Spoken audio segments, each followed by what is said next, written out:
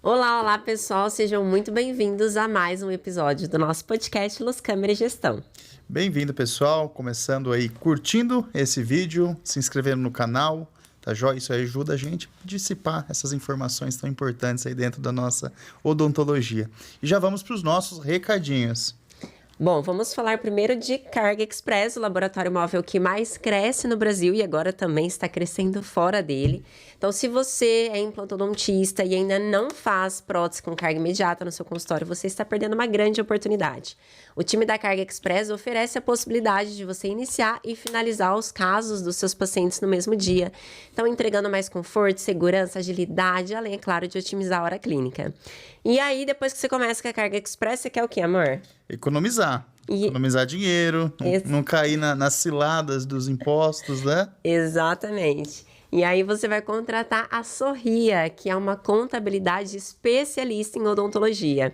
A gente não gosta de pagar imposto, a gente não gosta de falar de imposto, mas infelizmente precisa, né? Então como que a gente pode fazer isso de maneira legal, mas pagar menos imposto possível, né? Porque a gente sabe que a gente não paga pouco. Então a Sorria vai te ajudar nesse processo de maneira legal, ética, e eu tenho certeza que isso vai mudar os negócios da sua clínica. Então entre em contato, que eles vão dar um presente, uma consultoria especializada para o seu negócio, para você conhecer mais dessa grande contabilidade. É economia fazendo certo, né? Faz muita diferença. E aí, agora vamos falar do nosso convidado? Convidado especial de hoje, um grande mestre, professor, um dos nossos gurus da odontologia, da implantodontia aqui no Brasil. Mestre especialista em prótese dentária, já trabalhou antes de ser dentista com o laboratório de prótese. Então é um grande prazer recebê-lo hoje aqui, grande professor e mestre, Dr. Eurípides Vedovato. Seja muito bem-vindo. Muito bem-vindo. Muito obrigado pelo convite. É sempre uma oportunidade ter a chance de falar de odontologia e falar um pouco da vida que a gente pratica e o que a gente fez durante a vida toda. Então, eu estou à vontade, deixo vocês à vontade, estou à disposição. Muito obrigado, professor. E um detalhe que ele é palmeirense, então não tem como o papo não ser ruim, né? Nós vamos ter um relacionamento muito bom aqui durante essa uma hora e meia aí de conversa, né, professor? É isso mesmo. E quem rasgou elogios pro professor, quem não assistiu o episódio do Roberto Rosmaninho, foi muito legal. Primeiro convidado nosso internacional, olha que chique, rasgou elogios pro doutor Eurípides aí. Então, muito prazer recebê-lo hoje, né? E a nossa conversa sempre se inicia, né, lá de trás, como que começou a vida do Dr. Eurípides Vedovato dentro da odontologia, né? Já dei uma lidinha ali, uma stalkeada, a gente sabe que já teve uma questão de laboratório antes, né? Mas eu vou deixar tudo para você a bola aí. Sim. É sinal que você fez a lição de casa. Eu mandei algumas informações, mas voltando, aproveitando o gancho, falando do Alberto, o Alberto é dessas pessoas que aparecem na vida da gente e várias pessoas cruzam a nossa vida, mas tem uns que aparecem e que contribuem, né, depois que você tem a oportunidade de participar da vida dele também positivamente, ou com ensinamento, ou no convívio pessoal. Às vezes nem com filho, com parente a gente consegue isso, mas com um estranho. E o Alberto é desse cerne que a gente investiu em estar junto com ele e ele corresponde mais do que as expectativas, né? Então, é o gafanhoto que vai virar mestre. Com certeza. Em relação à minha vida na odontologia, eu venho de uma família nós éramos em 4 irmãos, 3 homens e uma mulher, e eu trabalhava num salão de barbeiro com meu pai. Meu pai era um barbeiro. Naquela época não era cabeleireiro, era na cidade de Barretos. E tinha lá um compadre dele, que era um padrinho de casamento de uma irmã minha. E era um dentista. E você vai firmando, ele falou, vamos levar o Pim para trabalhar, que meu apelido é Pim. Algumas pessoas sabem desse meu nickname aí, algumas pessoas me conhecem pelo apelido. E eu tive a oportunidade de começar dentro de um laboratório de uma clínica de um dentista em Barretos. Eu tinha na faixa dos 13, 14 anos. E foi aí que eu comecei as minhas atividades laboratoriais. Que legal. Depois teve um congresso em São Paulo, ainda vivi em Barretos, e eu vim no congresso. E eu fui num cantinho do congresso, que era do sindicato, na época, do sindicato dos técnicos em prótese, que a sede era na Consolação. E eu fui lá no congresso e na parte do sindicato tinha um museu do protético. Olha, Eu fui lá ver o museu. Tudo que tinha no museu era o que eu usava em Barretos. olha. Eu usava as peças de museu. Eu fazia fundição no fole. Eu usava moldine depois que derretia o ouro para descer no anel. Vocês não sabem o que é isso, mas dá para procurar. Né? Hoje no Google mostra o que é a moldine. Era um material que ele tinha no meio dele amianto e que segurava a temperatura. Você derretia o ouro, jogava e apertava a moldine para o ouro poder descer nas fundições. Olha só. Então, eu comecei desse jeito como técnico. Depois eu mudei para São Paulo. Quando eu tinha 17, 18 anos, eu vim paraÃo Paulo. E foi onde fez a odontologia? Não, eu comecei a trabalhar num laboratório, primeiro na Vila Prudente, no laboratório do Pedro, que já não está com a gente mais. Trabalhei por alguns meses lá. E depois eu fui trabalhar no laboratório do Ciro Kiyotaki. Lá eu fiquei 2 anos. Lá eu encontrei uma pessoa chamada Mário Kobayashi, um outro protético. E nós montamos um laboratório juntos, numa clínica no Itaim Bibi, na Rua Gironda, que é onde eu estou até hoje. Olha só. Eu fui para lá em 76, 77, estou até hoje na mesma rua. Só mudei uma casa de endereço, porque eu comprei uma casa do lado, onde a gente alugava, onde era o laboratório, e construí minha clínica 20 anos depois. Então, onde eu montei o laboratório, eu me formei e depois comecei a trabalhar nessa clínica. E depois comprei a casa do lado, construí minha clínica, aí que é onde eu estou hoje. E por que você resolveu fazer a odontologia em si? Porque eu queria fazer odontologia. E na cidade Você já queria? Eu já queria. Eu era técnico e queria fazer odontologia. Em Barretos só tinha engenharia na fundação. Ah, tá. Eu já tinha um irmão formado engenheiro. Eu falei, não, quero fazer odontologia. Tinha um grupo de amigos, outros queriam fazer medicina, outros iam fazer engenharia. A gente tinha que buscar outros caminhos. Porque Barretos é uma cidade pequena, uma cidade pecuarista. Vocês que são uniprudentes entendem bem isso. Onde tem pecuária, tem pouco social. Porque com poucos funcionários, eles têm muitas terras, muitas cabeças de gado, mas o social é zero. Então, a gente tinha uma cabeça voltada para buscar algo melhor. Então, eu vim para São Paulo para fazer odontologia. Entrei numa faculdade, na Faculdade de Santo Amaro. Optei pelo curso noturno. É que você continuou trabalhando. Trabalhando, eu tinha um laboratório. Optei pelo curso noturno. 6 anos de faculdade. Formei em 82 e sempre trabalhei como técnico. Continuei trabalhando como técnico 7 anos depois de eu ainda estar formado, porque eu não podia me desvincular do laboratório. E depois, com a minha clínica, eu sempre tive um laboratório anexo, né? Porque quem faz a prótese sempre tem que ter esse lado. Eu sempre segui só o lado da prótese. Eu fui me juntando de colegas, me agregando a colegas que faziam as outras especialidades. E sempre atuando na área da prótese, sempre com um laboratório anexo. Que legal. Deve ser interessante você moldar, você fazer a confecção de um preparo e você, agora eu vou fazer a parte da reabilitação e nós somos dinâmica, né? nós somos de uma geração, a minha geração foi uma geração que passou por várias situações, né? A gente passou pelo telefone de discar, né? Depois mudou a telefonia, mudou o som, mudou o áudio, nós estamos passando por tudo isso. Eu comecei a dar aula com slide, depois veio... Imagina, a gente fazia Kodachrome, quer dizer, você pagava pessoas para fazer slide para você com CorelDRAW, com não sei o quê. Hoje tem vários profissionais que pagam outras pessoas para fazer entradas de curso com show cinematográfico, é outra coisa. Mas nós somos dessa geração, que a gente fazia tudo, né? Atualidade, né? Então, a minha geração é uma geração que passou por tudo isso. Tem um impacto muito grande das mudanças no longo da vida. E na odontologia foi igual, muita coisa mudou, né? E não para de mudar. Nós estamos o tempo todo sendo pressionados, estimulados, tudo isso junto para poder ter a profissão como norte mesmo. A profissão não para de ser um norte. Com certeza. E antes de você se formar, né, eu vi lá no currículo, tem uma questão de ser a primeira prótese sobre implante no essa Brasil. História é legal, essa história é legal. Gostaria de saber mais sobre isso aí. Segura que vem a história. Porque foi assim, eu tinha uns 7, 8 anos de formado, eu me relacionava com alguns dentistas, devido ao laboratório. E tem um dentista, que é o Vicente de Souza Pinto, ele faleceu faz 1 ano e meio, um mês e meio. Ele faleceu há 2 meses atrás. O Vicente mandava prótese para mim no laboratório. E tinha todo um conceito periodontal, porque ele é da escola do Césio de Padua Lima, que é um periodontista. Para quem é periodontista sabe o que eu estou falando, tem até instrumental com o nome do Dr. Césio. E o Vicente era da linha da escola do Dr. Césio. E o Vicente, eu fazia as próteses dele como técnico. E eu me formei. E naquela época era comum a gente se formar e já trabalhar antes de formar. Antes de formar, você já trabalhava. Hoje é mais difícil um pouco, porque a fiscalização e um monte de coisa impede essas coisas. Mas naquela época a gente trabalhava. Depois do 4º, 5º ano, você já trabalhava nas clínicas e tal. E eu tive a oportunidade de comprar a clínica do Vicente com mais um colega, com o Dr. Clarindo Mitio Chiao, o MIT.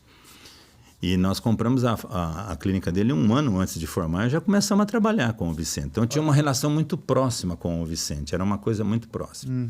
A gente fazia estudos na casa dele, que lia artigos e depois discutia os artigos. A gente se encontrava uma vez por mês, na sexta-feira, um ortodontista, um periodontista, um protesista, era muito bacana. E esses encontros geravam conhecimento e geravam amizade também. E o Vicente... Ele e o Laércio foram para a Suécia aprender a técnica do professor Brånemark, quando o Brånemark esteve num congresso e falou da nossa integração. Um grupo foi para Nova York, na Universidade de Colômbia, um grupo. E o Vicente e o Laércio foram para a Suécia. Só que o Vicente e o Laércio foram antes. Eu não tinha condição financeira de acompanhar eles na época, eu estava recém-formado e tal. Mas quando eles voltaram, o Vicente operou a sogra dele. Foi a primeira prótese sobre implante feita no Brasil. Que o Vicente e o Laércio operaram e eu fiz a prótese olhando no livro, com o Vicente do meu lado fotografando. Totalmente autodidata. Eu era dentista, ajudei durante os processos clínicos e a prótese em si laboratorial foi eu que fiz. Que legal. Com o Vicente fotografando. Que ano foi isso? 88, a gente tem esse fotografia. Eu acho que você nem nascido não era, rapaz. 88. Então, naquela época, a gente fez a prótese olhando no livro do professor Brånemark, que é o livro Tecidos Ósseos Integrados, que é o livro base dele, olhando no capítulo destinado à confecção da prótese. Sim. E aí nós fizemos essa prótese. Esse trabalho foi apresentado em Santos, quando o Laércio trouxe um cirurgião para operar um paciente muito importante dele lá em Santos. Teve um evento num hotel e nós apresentamos o trabalho. Teve até um desconforto, porque a outra equipe que foi para os Estados Unidos não estava com o caso pronto ainda, mas já fizeram junto. Quer dizer, estava tudo ao mesmo tempo, mas a primeira, se você for ver cronologicamente, Vicente Laércio Vasconcelos, que fez a cirurgia, porque era sempre 2 cirurgiões, e eu fiz a prótese. Quer dizer, esse foi o caminho. Por quê? Porque eu tinha uma relação com o Vicente, uma relação E nessa época o Brånemark nem tinha vindo para o Brasil. Não, ele não tinha... A relação dele com o Brasil, ele veio num CIOSP, apresentou, depois ele voltou num outro CIOSP, que aí a gente já apresentou as coisas que a gente fazia, foi muito bacana também, porque aí teve um simpósio no Maxud, onde todo mundo apresentou os resultados daquilo que já estava fazendo da técnica. Mas ele fez um trabalho de ir no mundo inteiro, porque ele tinha os multicentros, que eram os box, tudo. Então, ele tinha uma linha de pensamento que, primeiro, eles apresentavam os produtos, a Nobel apresentava, se desenvolvia nos multicentros o uso desses produtos, aí vinham as críticas, as queixas, as melhorias desses componentes, para depois a Nobel lançar no mercado. O professor Brånemark tinha esse viés. Essa visão. Tinha essa visão. Que legal. E aí as coisas foram acontecendo. Num determinado momento da minha vida, eu dava curso já na PCD de prótese livre de metal e tal. O Brånemark teve um dia lá para poder fazer uma visita na PCD, que estava na construção da sede nova, que é em Santana. PCD Central. PCD Central. E aí a gente teve a oportunidade de estar com o professor Brånemark lá e ele fez uma doação naquela época de 200 implantes e 100 kits de sobredentadura, que era barra. Não era bola, só barra. E nós acampamos esse projeto, chamava Projeto Inválido Oral. Está publicado, isso nós fizemos uma publicação numa revista do Congresso do Rio Grande do Sul, que o Cícero Dinato e o Polido são os organizadores desse livro. Foi muito bacana esse projeto, porque o que nós fizemos? Dentro do curso, a gente colocava 2 implantes nos pacientes, fazia uma barra e fazia a sobredentadura. E essa sobredentadura já mudando o plano, corrigiu de cima, e a gente atendia pessoas do serviço social da prefeitura, porque não pagava nada. A PCD bancava o espaço, o Indoor fazia as radiografias, não cobrava, que é do professor Israel Schilvacher. Nós fazíamos a prótese dentro do curso, o laboratório, o dinheiro que a gente ganhava do curso pagava o laboratório. E olha, a gente fazia, o cilindro era de ouro e as barrinhas eram de ouro. Mas naquela época dava para fazer isso. Com o dinheiro que arrecadava dos alunos, a gente pagava. Nós fizemos 100 pacientes desse jeito. Caramba. E foi tudo controlado. E tinha uma assistente social que ela desenvolveu um mestrado dela mostrando a mudança do comportamento das pessoas que passavam a usar uma prótese mais estável na mandíbula. As pessoas mudavam o que comia, a escolha dos alimentos e mudava a qualidade de vida. Nossa, sensacional. Por isso chamava projeto inválido oral, porque a dentadura inferior, ela não é estável. E a pessoa escolhe os alimentos. Fora a questão que a pessoa tenta se adaptar com ela e vai mudando o posicionamento mandibular. E isso não dá conforto a mastigar. É a musculatura que mastiga. Uma pessoa que usa a prótese total, ela fica com todo o músculo tentando equilibrar aquilo. E a sobredentadura retida por 2 implantes e uma barra, já mudava o comportamento alimentar dessas pessoas. Desse trabalho do inválido oral, virou vários trabalhos de pós-graduação dentro da USP na radiologia. Nós temos um colega nosso, que é o Dr. Jorge Raipec, que o trabalho dele de mestrado ou mestrado e doutorado foi dentro das imagens desse trabalho do projeto inválido oral. Que legal, bacana. Então foi um trabalho bacana. Depois de uns 10 anos desse trabalho, que a gente publicou tudo, o professor Branemarco veio ao Brasil para um projeto de vida dele. Se interessou, né? Por tanto trabalho bem feito. E aqui ele tinha uma uma reorganização no pensamento dele, porque abriu portas para ele em que a bioética que permitia ele fazer coisas e ajudar pessoas que em alguns pontos do mundo tinha muita barreira. Às vezes a barreira ela pode estar dentro de um perfil de cuidados, mas na realidade é uma reserva de mercado, porque toda a ideia que o Branemark tinha era não cobrar do paciente. E quando não se cobra, né, você está tirando pacientes de outros lugares. Só que os pacientes que a gente atendia, agora eu tenho que ir mais à frente lá no Instituto, essas pessoas eram pessoas que tinham um assistente social que via que eles não tinham carro, não tinham casa, não tinham condição econômica de receber um implante. Apesar de ter muitos cursos que as pessoas ganham dinheiro desse público pobre cobrando implantes, tudo. E lá não era essa a ideia. Mas aí o Branemark, quando ele montou lá Bauru, ele nos chamou. Chamou eu, o Israel, e falou: como é que está aquele projeto lá da sobredentadura? O que nós podemos fazer aqui na área intraoral? Foi aí que tem a história do livro. Eu falei para ele: sobredentadura não dá certo, professor. Porque a sobredentadura tem uma questão de logística. Ela precisa de manutenção. A prótese quebra, a prótese desgasta. As pessoas que podem fazer a urgência não têm capacidade de fazer a urgência. Né? A pessoa não consegue capturar um clipe, não consegue ajeitar ela e aí causa danos estruturais na barra, no implante. O paciente tem que ser controlado na higiene. Então tem questões de logística. Falei, não dá para fazer sobredentadura aqui no Instituto. É isso que eu ia perguntar. Então foi desse viés que surgiu a ideia. Foi dessa relação que eu fui criando com ele no longo do tempo. Trabalho com 3 implantes. Foi aí que chegou no Instituto, ele falou: então qual é a ideia? Eu falei: a minha ideia é a gente usar a experiência que o senhor já tem no projeto Novum, só que o projeto Novum... O projeto da Nobel, né? Não, mas o projeto Novum é outra coisa. É você ter um paciente indicado, quer dizer, tinha que ter altura e largura óssea, em que você preparava a superfície da mandíbula e aí você colocava os 3 implantes com guias. Padronizado, E né? já estava pronta a prótese. Você tinha só que ajeitar, montar os dentes. Era para fazer em um dia, tal. Tinha aquela história. Era uma cirurgia guiada. Era uma carga imediata guiada já naquela época. De 90. Mas estava selecionada a poucos pacientes e a poucos profissionais que tinham que ter um pouco de expertise e já ter uma experiência clínica cirúrgica muito boa. Tanto é que ele foi colocado nos boxes, onde tinha os Branemark Osseointegrated Centers, que foi vendido esse produto. Eu falei: se a gente já usa o Novum com sucesso, com 3, 4 implantes, a gente vai dentro da mecânica do polígono de Roy, que tem no livro, quer dizer, a gente põe um implante e 2 atrás. E nós vamos dar uma fixa para esses pacientes.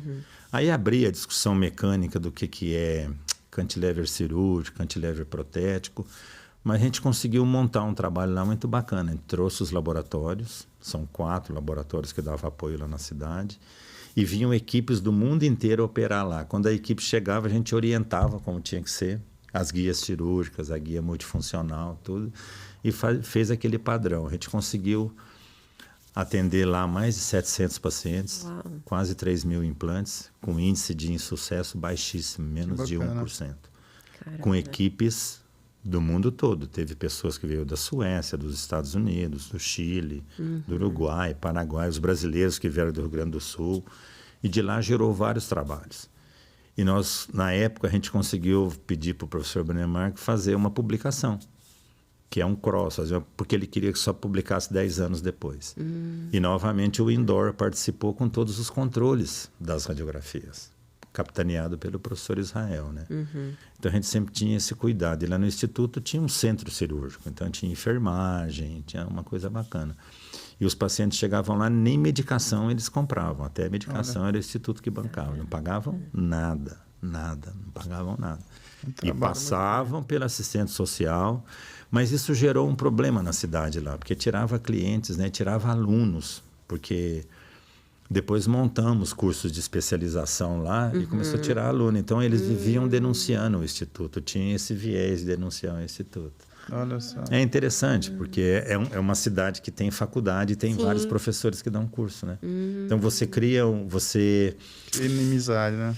Você cria assim, a flora e a fauna fica descompensada. E eu até entendo isso. Quer dizer, eu até entendo isso, né? Mas lá não fazia só isso. Fazia os pacientes que tinham defeitos ósseos. Lá fazia extra-oral. Então, você olha no livro, você via, fazia orelha, fazia nariz, fazia órbita. Não era só. Isso aqui era 25%, 30% a mandíbula. E não fazia implante na maxila. Era só na mandíbula. Por quê? É a mandíbula que é o problema. Ele tinha um nível de consciência muito elevado. Ele entendia o que a gente tinha que oferecer. E ele era um cara fora da casinha mesmo, porque ele falava, brother, nós temos que ir para a China.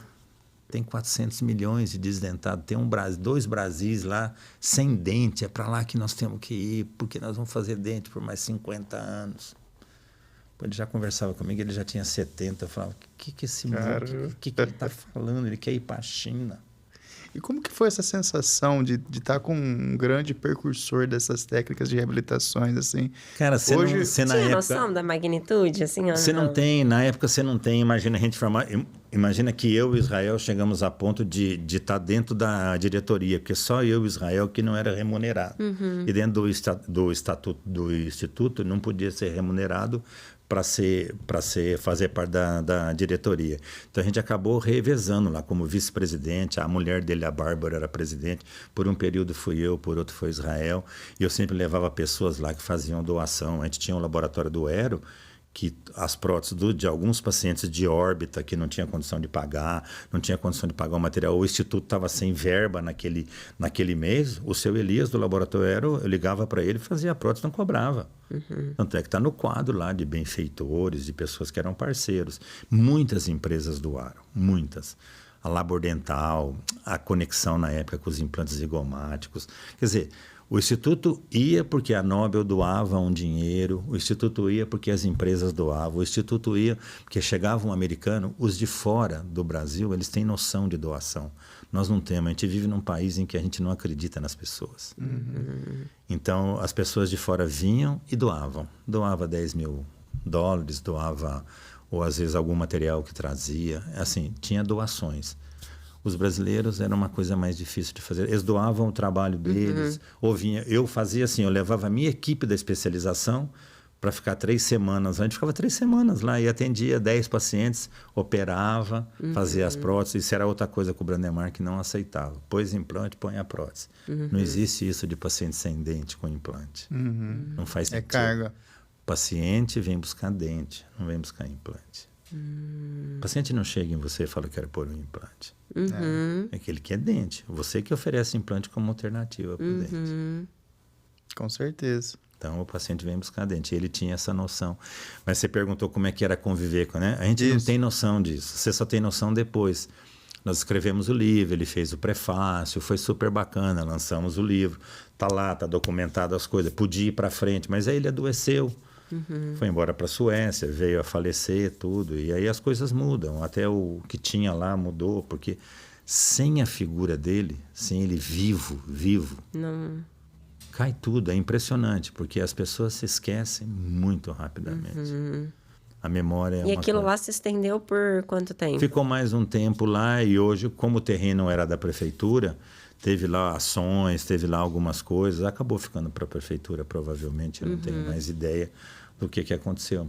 Mas era um comodato, né? O terreno era da prefeitura e o uso e fruto era do Instituto, desde que em contrapartida atendesse socialmente a população. Quer dizer, a coisa estava muito bem desenhada. Tava E foi redondinho, construído por ele, pela fundação dele, que colocou o dinheiro lá e que construiu tudo, com uma construtora de Bauru. Quer dizer, foi lá, gerou emprego, gerou negócios, tudo, né? Mas não agradou uma parte da população lá.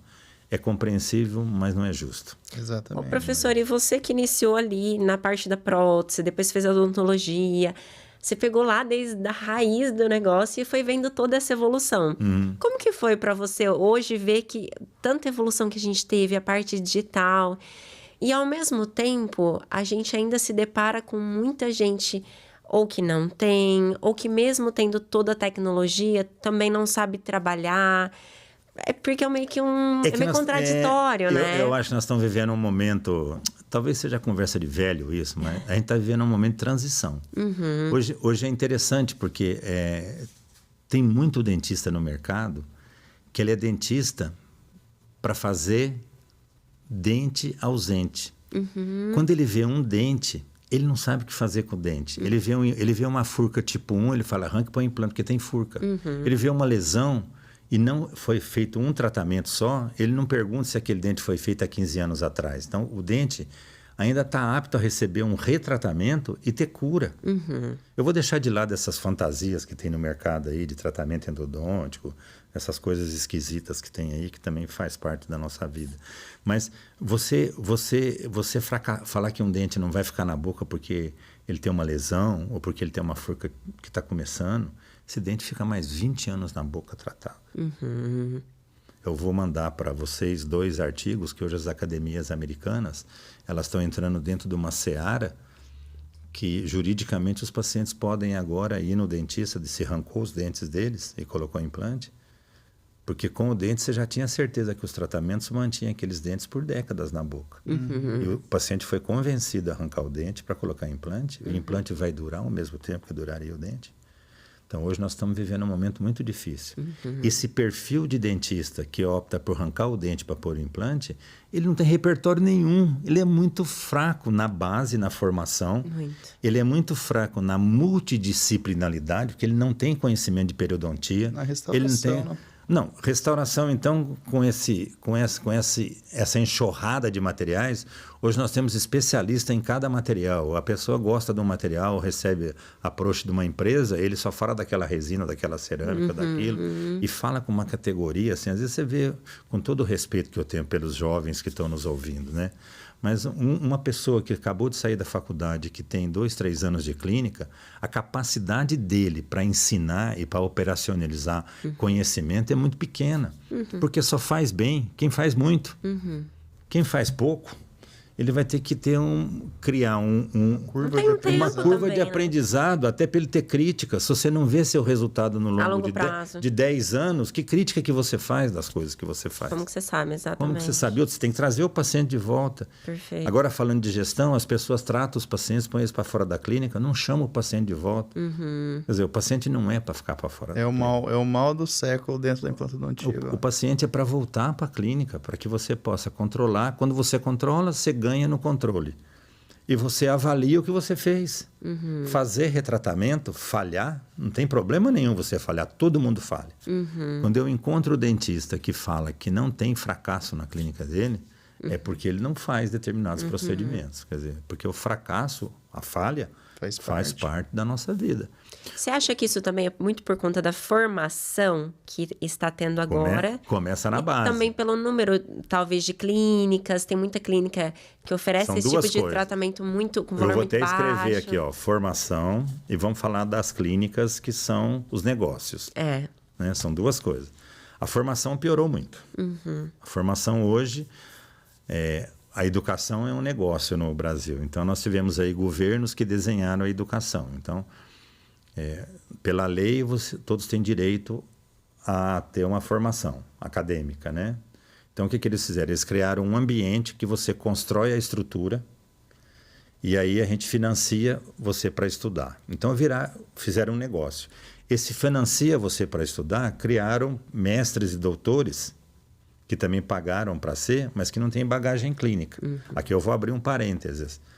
No meu curso de especialização, todo curso eu tenho 1 ou 2 alunos que são doutores. E eles vêm a mim e falam, professor, eu quero fazer teu curso, porque eu sou doutor em prótese, sou doutor em materiais, mas eu não tenho expertise clínica nenhuma, preciso aprender a reabilitar um paciente. Eu estou recebendo um paciente na clínica que eu não sei por onde começa. E a pessoa é doutor. Só que esse doutor que não praticou clínica está ensinando na universidade. Sim, sim. E isso é um problema, porque ele ensina o quê? Ele ensina o que ele leu. O que você leu é um tipo de comunicação. O que você viu sendo feito é outra comunicação. O que você pratica é outra comunicação. Perfeito. Então, essa é a falha na formação. Agora, vamos falar dos negócios. A saúde é um grande negócio. Então, ela é um grande negócio na medicina, e é um grande negócio na veterinária, e é um grande negócio na odontologia. E os investidores perceberam isso. Então, nós temos a maior clínica, eu não vou citar nome, né? Mas é a maior rede odontológica do mundo. É um exemplo. Aí a outra está lá numa camisa de futebol, a outra está em todos os campos de futebol. Então, o que eles estão fazendo? Eles estão vendendo o produto e pegando os clientes. Agora, quem que entra para fazer esses trabalhos? Eles pagam por hora o dentista. Qual dentista? Aquele que formou nessa base aqui. Está sujeito. Agora, claro que com o passar dos tempos, essas clínicas vão começar a melhorar esse público também. E aí sim elas vão tirar o paciente das outras clínicas. São as clínicas privadas. Porque eles vão melhorar também esse trabalho. Ou elas vão falir ou vão melhorar. Já faliram várias. Eu podia citar várias que faliram aqui. Já faliram clínicas AAA e já faliram clínicas médias e clínicas baixas. Todas elas começaram e depois caíram. Agora, essas que estão aí, que foram acampando as outras, essas vão sobreviver e vão melhorar. E elas vão tirar o mercado das clínicas privadas. Tanto é que as clínicas privadas já ressentem isso. Eu tenho colegas que falam para mim, eu fazia uma carga imediata por semana. Hoje eu já não faço mais. Onde vai esse paciente? Ele vai para esse segmento. Ele sabe captar esse paciente. São condições diferentes. Se ele entrega ou não, eu vou abrir duas coisas aqui. O que eu tenho muito na minha clínica hoje? Retrabalho. Dessas clínicas. Então, na hora que não dá certo, a pessoa não volta lá. Aí ela vai procurar. Quando ela procura, o que acontece na maioria das vezes? São próteses feitas, cargas imediatas que são consideradas definitivas. Às vezes o paciente é um paciente que é apertador, que é um paciente com DTM, aí o paciente tem queixas de dor ou de limitação, tem desgaste, tem fraturas. Às vezes as pessoas que fazem essas próteses não estão preparados para reabilitar, não têm o conhecimento da reabilitação, aí o paciente tem desconforto, ou fonético, ou estético, pronto. Aí ele fala, não vou voltar lá. Aí chega para a gente, o que fala? O conceito é errado, não tem pilares instalados sobre os implantes, está direto nos implantes, estão mal conectados. Aí o que você tem que fazer? Você tem que refazer aquilo. Os implantes que não estão bons, você troca. A célula não escolhe implante para osso integrar. Se tiver as condições adequadas, o osso integra. Você tem que fazer o quê? Você tem que ir lá, reajustar aquilo, não tirar tudo e refazer as próteses, porque é a prótese que vai gerar o fracasso. Entendeu? Então, vai acontecer isso. Eles não vão tratar esses pacientes, eles vão perder esses pacientes e esses pacientes vão vir para a nossa clínica. Eu acho que é o grande público nosso hoje de reabilitação são os retrabalhos. Os retrabalhos.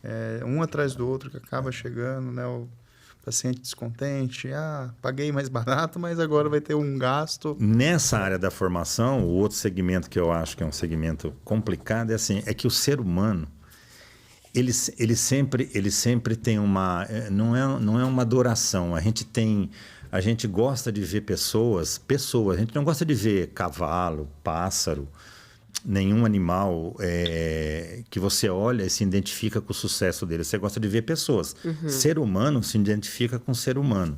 principalmente quando as coisas dão certo. Né? O professor Brenemark falava assim, nós temos que fazer evento dos insucessos, que é onde nós vamos aprender.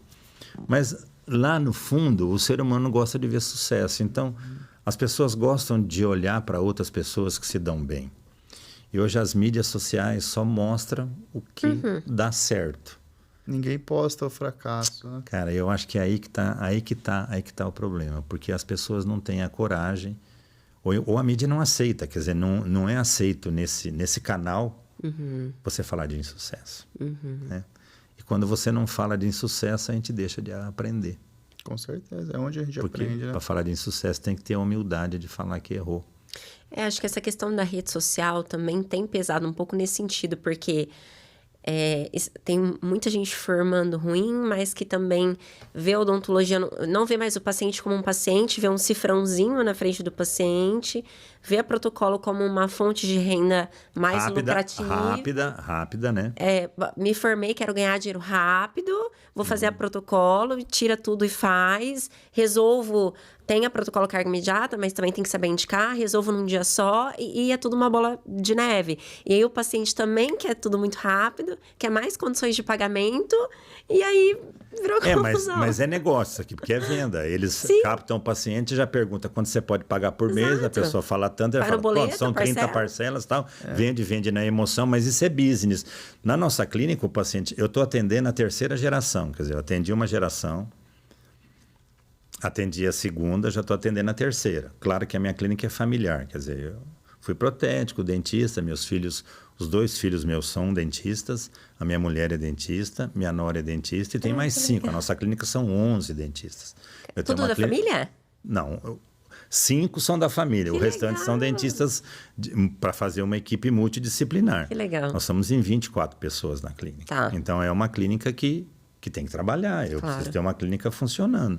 Mas ela continua sendo o mesmo tipo de trabalho. As pessoas vão lá por mim e pelos associados que estão na clínica. Então, a pessoa não vai lá pelo preço que eu cobro. Com certeza. Aliás, se for pelo preço, né, a pessoa não vai, porque se ele souber o preço antes, ele não vai. Então, não é pelo preço. O preço é o 6º item lá que vai decidir isso. Tem que ter empatia, tem que ter confiança, tem que saber o que ele vai receber lá.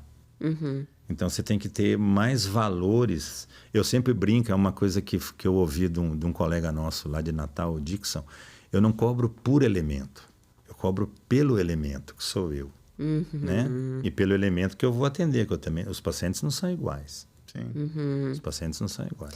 E o que então, que eles não estão tudo num pacote só, nem eu, nem eles. E o fato de você ter atendido todas essas gerações, o que você acredita não sendo preço, o que você acredita que é o grande diferencial para o sucesso a longo prazo?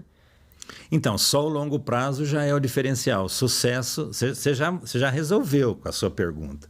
O sucesso, ele só ocorre a longo prazo. Porque o sucesso imediato, ele é um sucesso fútil, ele é um fluido. O sucesso só é sucesso quando ele acontece por vários anos. E como que você se mantém por vários anos? É acolhimento, é atualização. Tem que viajar.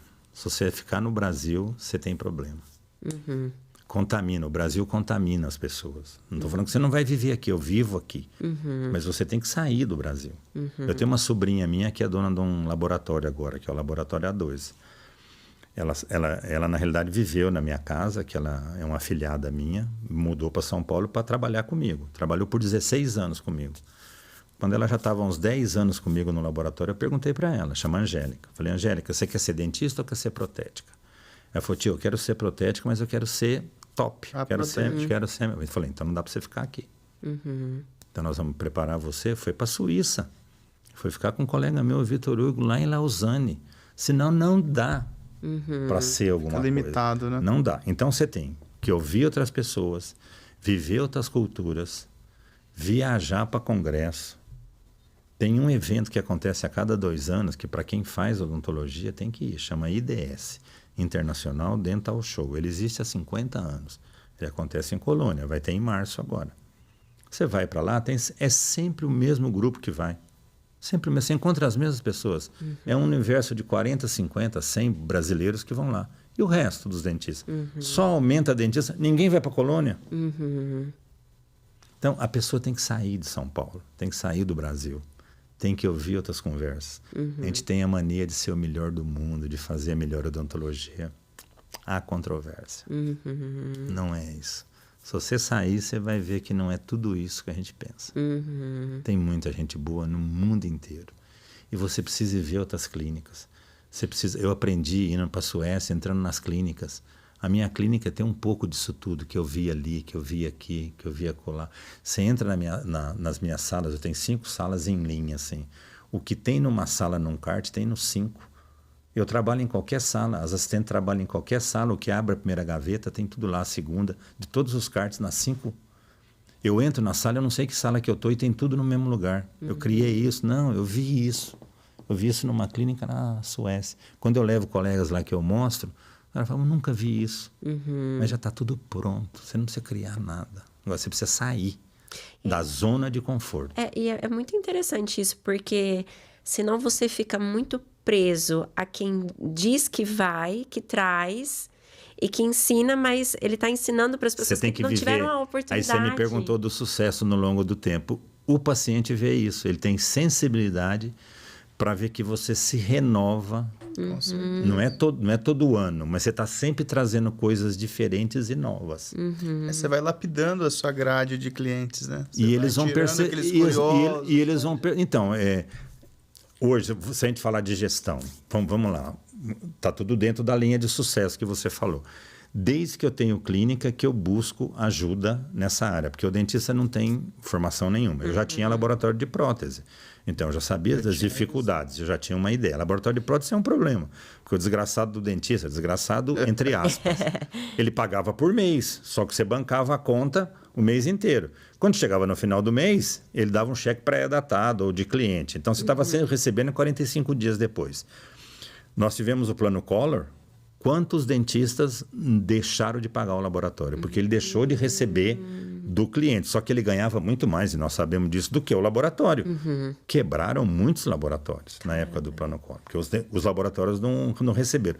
Depois do plano Collor, em reuniões com os protéticos, e o seu Elias do Aero foi uma das pessoas que lutou por isso, acabou essa história do dentista pagar no final do mês. Boleto. O serviço vem, marca a data que é melhor para ele, vai mandando, emite o boleto 15, 20 dias, no máximo 30 dias, tem que pagar o boleto e é direto para o banco, não tem conversa. Então, o que foi mudando nas gestões? Eu sempre tive gestão na minha clínica. A primeira gestão que eu fiz na minha clínica, não era nem na clínica que eu estou agora nova, que eu construí, tá? Era na outra clínica do lado, que era uma casa que a gente alugava, onde eu comecei minha vida na mesma rua.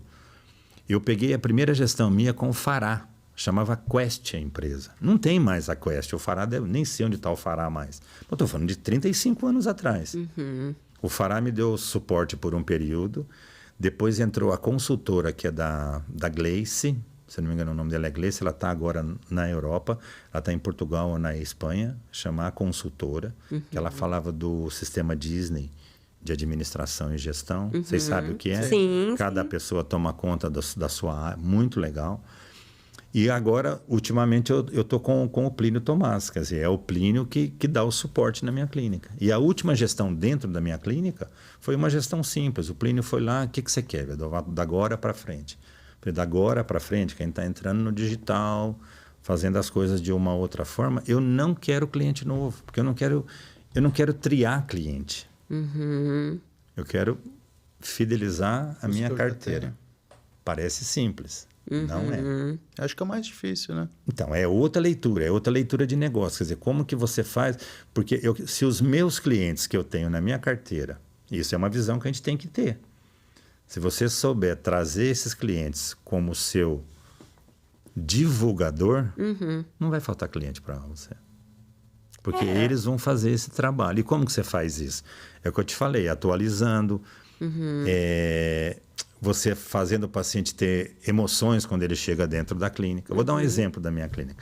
Minha clínica tem tem um Sky Garden em cima dela, que é um jardim. Nesse jardim tem toda uma área, que é uma área que a gente planta temperos e ervas.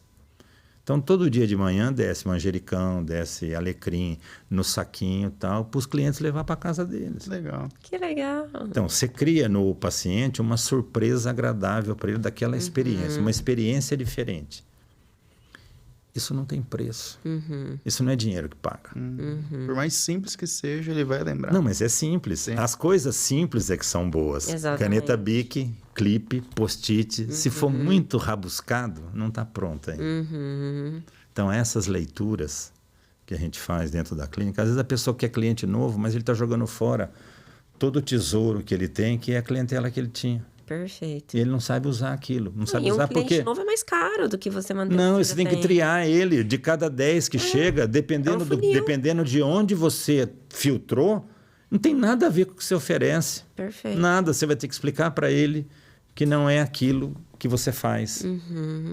E aí, o que você perdeu? Ele perdeu tempo. Porque o paciente perde tempo. O paciente perdeu tempo. Se vocês forem, por exemplo, na minha clínica, resolver marcar alguma coisa na minha clínica, você vai lá no site, lá tá escrito. Na primeira consulta, eu vou cobrar a consulta. Mas se você tem radiografia, se você não tem, já vai um e-mail para o instituto, que no caso é o indoor.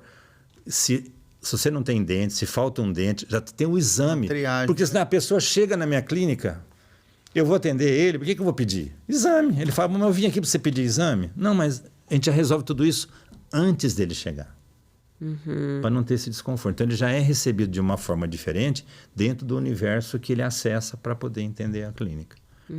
Agora, isso dá trabalho. Você tem que ter pessoas competentes do seu lado para fazer isso. Porque a gente é bom na cadeira. Eu tô gostando de conhecer mais essa sua clínica. Pode falar mais, viu, professor, dessa clínica? Que eu tô tendo vários insights aqui. Mas vamos lá. Por exemplo, se você... É que vocês talvez sejam jovens, vocês não se aperceberam disso, até quem está ouvindo. A questão nossa não é na hora que a gente senta para trabalhar. A hora que você senta para trabalhar, que você começa a atender o cliente, a impressão que dá, a impressão que eu tenho, é que o mundo desaparece do lado.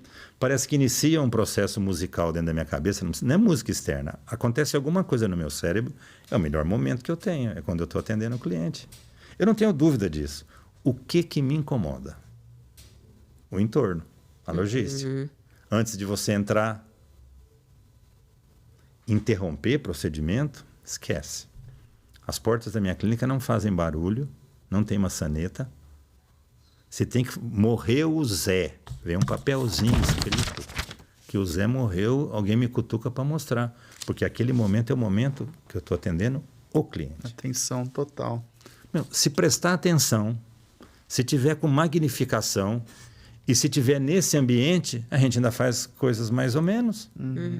Imagina se você sair dessa linha de pensamento. Se perde fácil, né? Perde fácil. Então, atender o paciente é o melhor momento do nosso dia. Agora, a logística disso é que nos incomoda. Com certeza. Quer dizer, gerenciar as pessoas, fazer com que esse momento mágico ocorra, é a parte mais difícil da clínica.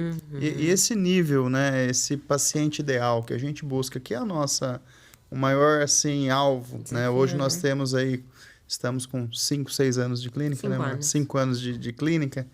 A gente já vem garimpando, já vem buscando, né? O que você tem hoje é o nosso alvo também, né? Esse perfil de cliente que a gente procura, que procura por nós, não pelo valor, né? Isso demorou-se muito para você chegar nesse nível, né? Quais são os principais obstáculos que você teve no decorrer? É interessante isso, porque a gente sempre quer fazer alguma coisa diferente. A gente sempre espelha em alguém. O ser humano se espelha em outro. E a gente sempre se espelhou em outras pessoas, que você fala, puxa, eu queria fazer, como você falou, o meu ideal é isso. Só que vai passando o tempo, você vai percebendo que a excelência, às vezes ela é inimiga do bom, do ótimo.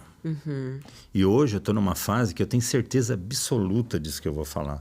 Você não precisa nem fazer o excelente, nem o ótimo. Faça o certo. Se o certo requer excelência, você vai ter que fazer a excelência. Se o certo só pede o bom, faça o bom. Não fica buscando.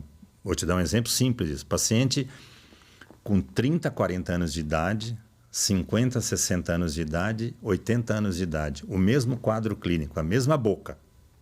Aqui é X o tratamento, aqui é Y, aqui é Z. Paciente de 80 anos é suporte. Suporte de saúde, porque ele tem uma expectativa de vida diferente da de 60, diferente da de 40. Essa leitura do ser humano é o grande diferencial nosso. Então, busca fazer o certo. O que é o melhor para aquele paciente. Não é buscar fazer o caso para publicar no Instagram, para publicar numa revista tal. Você até pode ter isso. Você até pode ter isso, porque às vezes a gente faz alguma coisa para ter esse prazer de ter feito uma publicação, ter tido uma experiência diferente. Mas no dia a dia da clínica, você tem que ter processos. Processo é o seguinte, tem regras. Vocês que fazem gestão sabem. Toda clínica tem que ter um livro de processo. O que é um livro de processo? Como recebe o paciente, primeiro atendimento, uma urgência, está tudo lá. Não é, eu pensei, Quando a pessoa começa a pensar do jeito dela, achar do jeito dela, ela estraga o andamento da clínica. Então, você tem que ter processo. Então, nos seus atendimentos, tenham processos. E uma das coisas que mata, eu falo isso, né, quando a gente tem a oportunidade de estar junto com os dentistas, não sejam preguiçosos. Faz o que tem que fazer. Não tem pulo do gato. Não tem dicas e informação. Fazer o correto. Faz o certo. E como que você faz para manter sempre esses processos funcionando com tantos dentistas? Isso. E sempre, sabe, seguir certinho? Porque às vezes um dentista trabalha em outra clínica, que é um outro ritmo de funcionamento, e no seu é outro ritmo. Isso aí é legal. Porque, assim, a primeira coisa que tem que acontecer, vocês são donos de clínica, né? Isso vai para todos os donos de clínica. Quer dizer, eu estou na câmera aqui para falar isso. Primeiro que as pessoas têm que gostar de trabalhar com você. Se você não tiver empatia, que é uma coisa que tem que existir entre as pessoas, senão nós estamos falando com pessoas, né? Eu vou abrir um parênteses já sobre o conhecimento, né? Que a gente vai ter, pode ter a tecnologia que tiver, mas vai ter que aplicar o conhecimento em cima do resultado. Falei muita coisa numa frase pequena. Mas é assim, se as pessoas que trabalham com você não te respeitam, não têm empatia por você, não têm prazer de estar junto com você, é muito difícil formar a equipe. Então, a equipe tem que entender e tem que sentir que você protege as pessoas. Quer dizer, você comanda, você lidera e você protege. Você está do lado delas o tempo todo. Tem que sentir cativadas. Então não é você que erra. Eu errei porque eu te orientei mal. Eu assumo. E a pessoa está junto comigo. Então, você vê, nós somos lá em 11 dentistas. Não é simples. São 3 periodontistas. 2 operam, um só faz manutenção. Que hoje uma das grandes rendas que eu tenho na minha clínica é o paciente voltar para fazer controle periodontal. Ver que situação que nós estamos. Busca na internet especialização em pério. Acabou. Parece que a doença periodontal acabou. Ninguém mais ensina periodontia. Que nível que nós chegamos? Que ponto que a gente chegou? Porque a doença acabou. De 8 a 12% dos pacientes do mundo todo tem doença periodontal crônica. Alguém tem que tratar. Como é que nós estamos tratando? Com protocolo. Arrancando o dente. Então, está tudo errado. Nesse sentido, está tudo errado. Então, como que você tem essas pessoas agregadas a você? Você tem que estar presente, você tem que ser presente. Você tem que fazer mais do que falar. Você tem que dar o exemplo. Então, você tem que estar junto com a pessoa, a forma com que você fala com os pacientes. Tem que ter uma linha de conduta. Tem um pouco mais do jogo de cintura, assim, aquela pessoa chegou na sala, vai fazer um procedimento, não sou eu que vou atender naquele momento, é outro dentista, mas eu passo na sala, eu cumprimento a pessoa, mesmo que aquilo gere um estresse para mim, porque eu estou atendendo, mas você tem que estar presente. Então, é assim que você agrega essas pessoas. As pessoas têm que gostar de trabalhar com você. Depois que você pega um nome, ajuda, porque a pessoa vai falar que trabalha comigo, ou que trabalha com você. Já ajuda o nome de estar trabalhando com aquela pessoa. Até as THDs, as CDs, também gostam de estar com a gente. Porque sabe que você tem um nome, os pacientes importantes vêm e falam da gente. A gente atende pessoa de televisão, jornalista, pessoas de famílias ricas, políticos, então eles falam, tal. E as pessoas, os funcionários se sentem bem com isso, é legal, é legal. Agora, como você mantém essa chama viva? É todo dia. É um trabalho diário. É um trabalho de acolher, acolhimento, é todo dia, você tem que estar ali. Se a pessoa chega que não está bem, é um profissional que trabalha com você, você fala, o que está acontecendo? Posso te ajudar? Você não está bem hoje? Eu acho que um dos grandes erros é esse, né? É achar que às vezes um funcionário, um colaborador, ele é um robozinho, que ele vai entrar ali dentro e acabou. E se ele tiver um problema, às vezes não vai afetar. Mas é você ter essa percepção de sentar, conversar, entender. Às vezes só dele ser ouvido ali já vai fazer diferença para E na nossa área, os pacientes percebem a diferença de atendimento. Então, como que você calibra todo mundo a ter o mesmo padrão? Ou seja, estudo aí que até o Plínio que cita isso aí, o mão pesada é uma das coisas que faz o paciente não querer ser atendido. Agora, veja o meu tamanho. Eu tenho 1,80 m, é o tamanho da minha mão. Quer dizer, o paciente para escolher ficar comigo é porque eu não machuco o paciente. Eu não posso machucar o paciente. Agora, tem técnica para isso e tem jeito também. Então, tá cheio de dentista bruto, porque ele foi mal formado. A pessoa não entende que para fazer qualquer atividade dentro da boca, ele não pode apoiar em tecido mole. Então, apoia em dente. Apoia em áreas que são fixas. Quer dizer, como que você ensina isso? Isso é uma técnica, você tem que aprender a fazer isso. Tem pacientes com todos os níveis de fobia. E isso é uma coisa... Eu lembro que teve um professor nosso, que eu me lembro até hoje, o professor Adilson. Ele falava assim na faculdade, vocês têm que olhar o paciente como se fosse um parente de vocês. Porque alguém ama muito aquele paciente. Então, se ele for um homem, ele tem provavelmente uma esposa que ama muito ele e os filhos. Então, eu falo isso para todo mundo. Eu falo, gente, para nós, ele pode ser mais um paciente, porque a gente vê paciente todo dia. Mas para aquele paciente, pode ser que a gente é o único dentista dele. E isso é uma coisa que minha mãe fala. Ela fala, a gente esquece o que a gente fala, porque tem muita gente. E o que a gente faz. Mas o paciente não. Não, é isso. Então, eu atendo em média 8 pacientes por dia. Não é fácil. Eu tenho uma idade já que a gente procura se cuidar, tudo isso e tal. É uma rotina diária pesada. Mas tem a ver com a disciplina de vida. Eu sou disciplinado, eu durmo cedo, acordo cedo. Eu começo cedo na clínica e termino cedo. Eu termino 5h30, 5 e pouco. Eu começo a atender às 16 o último, termino 5 e pouco, ainda fico no laboratório. Para sair, saio lá pelas 7. Mas atendimento, o último... E eu ensinei isso para o Alberto. Falei, Alberto, tem que ter hora para começar e hora para terminar. Porque senão você vai se desgastando e vai ficando doente. Basicamente é isso. Então, atender bem o paciente... Você tem que estar preparado fisicamente e emocionalmente. Eu termino os meus atendimentos, eu olho os 8 pacientes que eu atendi, Matheus e Jaque. Eu tenho certeza que eu podia ter feito melhor. Certeza. Tenho 42 anos de formado. E por que eu não fiz melhor? Alguma coisa no caminho não deixou. Lembra da logística que eu falei? Ou foi alguma coisa do material, ou foi alguma coisa... Eu poderia ter feito melhor. Eu tenho a sensação que eu sempre posso fazer melhor para aquele paciente. Isso é uma correção diária, uma mentalização diária que você tem. Por isso que eu não acredito em dicas. Não existe dicas. Você tem que desenvolver aquilo. E a nossa profissão pode vir tudo pronto. Pode vir num ambiente digital, mas uma hora você vai ter que pegar aquela provisório, aquela coroa, aquela conexão, você vai ter que chegar ali e executar o trabalho. E para executar o trabalho tem que ter uma base. E a base são 2. Nível de consciência do perfil do paciente e o conhecimento da odontologia.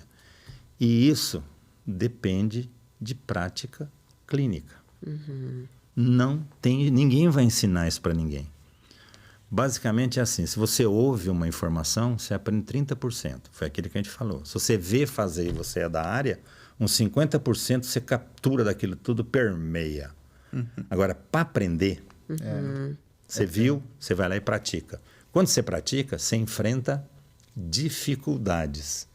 Aí você fica expert na dificuldade, aí você aprendeu. Você aprende com as dificuldades. Pronto, né? Então é isso. Por isso que não dá para fazer tudo nesse nível. Você tem que ter uma equipe. A odontologia é multidisciplinar. Com certeza.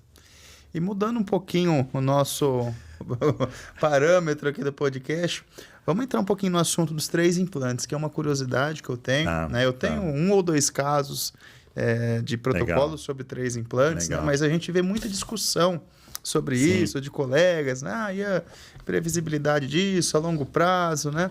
Você que é um dos precursores aí da técnica, gostaria da sua opinião, né? De qual que é o seu follow-up disso aí, das boas oportunidades que você teve para ter esses pacientes e utilizar da técnica, da aceitação, né? Quais são os pós que você tem? Legal. É que assim, o projeto dos 3 implantes para mandíbula, que a gente chama de protocolo Brånemark de 3 implantes para mandíbula, precisa colocar para mandíbula, porque às vezes as pessoas Mudam o arcada. acham que não, é para mandíbula. Quer dizer, onde a gente tem um osso diferenciado no sentido do sucesso. Na maxila, o insucesso é maior, na mandíbula, o insucesso é menor. Então, nós vamos trabalhar onde o sucesso é maior, que é na mandíbula, e é na mandíbula que o paciente tem dificuldade de usar uma prótese. Eu tenho pacientes até hoje na minha clínica que eu nunca forcei ele a usar implante em cima. Ele está satisfeito com a prótese total. Ele teria que fazer enxertos, fazer reconstruções. E o paciente não está com a saúde boa, tem doenças de base, ele fica muito bem com a dentadura. Faz os implantes na mandíbula e dá a qualidade de vida necessária ao paciente.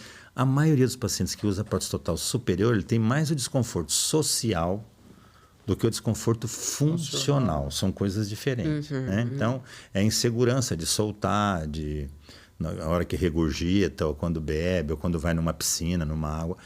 Basicamente é isso, mas a peça fica estável na boca. Então, a mandíbula é um problema. Quando nós conversamos com o professor Brånemark, a gente tinha que diminuir custo dentro do instituto, porque não cobrava das pessoas. E a redução de custo foi no implante, que o implante que a gente colocava lá era da Nobel. Mas vai falar, mas por que você está falando desse jeito? Não, é um implante que tem um custo alto no mercado, e era da Nobel o implante. E não era só o implante, os componentes têm que ser da Nobel. O pilar, o cilindro que faz a fundição, o parafuso, tudo da Nobel. Então, tinha um contexto econômico. E esse contexto causava um impacto na planilha de custo. Que a gente revertia o quê? Em acomodar as pessoas, dar a medicação, fazer sedação. A gente trocou a quantidade de implantes para gerar um conforto no paciente. Ok. Lá era um estudo. O que esse estudo gerou? Gerou uma meta-análise. Eu mandei para vocês um artigo que a gente publicou, que foi a Thaís que capitaneou esse artigo.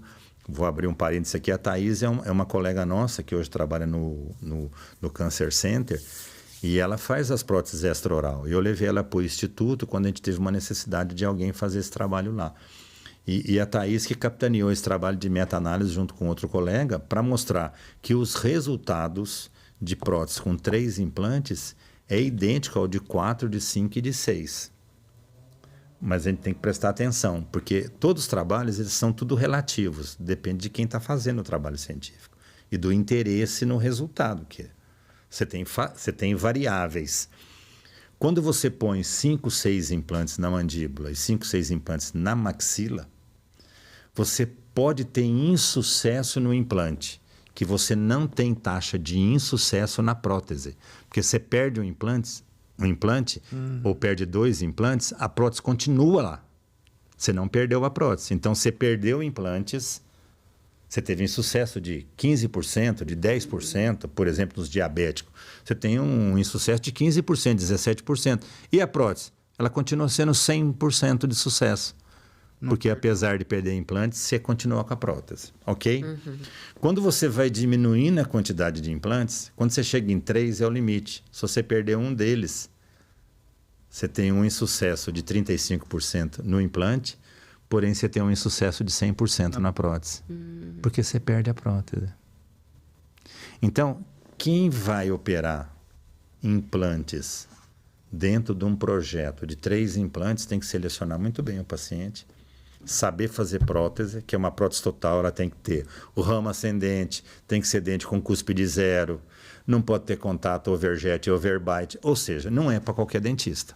E aí eu vou abrir outro parênteses, oclusão de prótese total, porque a sobredentadura ela movimenta. Ela é implanto retida, mas muco suportada. Então, o comportamento dela é comportamento de prótese total, não é comportamento de prótese fixa. Porque se fosse de prótese fixa, eu fazia uma barra e ela virava prótese fixa. Se eu travar ela, então essas sobredentaduras, tem 2 implantes que ele faz uma barra e faz um canto aqui e faz as coisas, grudando tudo lá e prendendo ela, ela não é móvel, ela não é sobre a dentadura, porque ela não tem o comportamento da resiliência da mucosa. Você podia fazer uma barra e fazer ela fixa. É que quem faz isso não entende de mecânica, porque ela não mexe. Ela está suportada tudo totalmente sobre os implantes. Então, tem um conceito mecânico errado.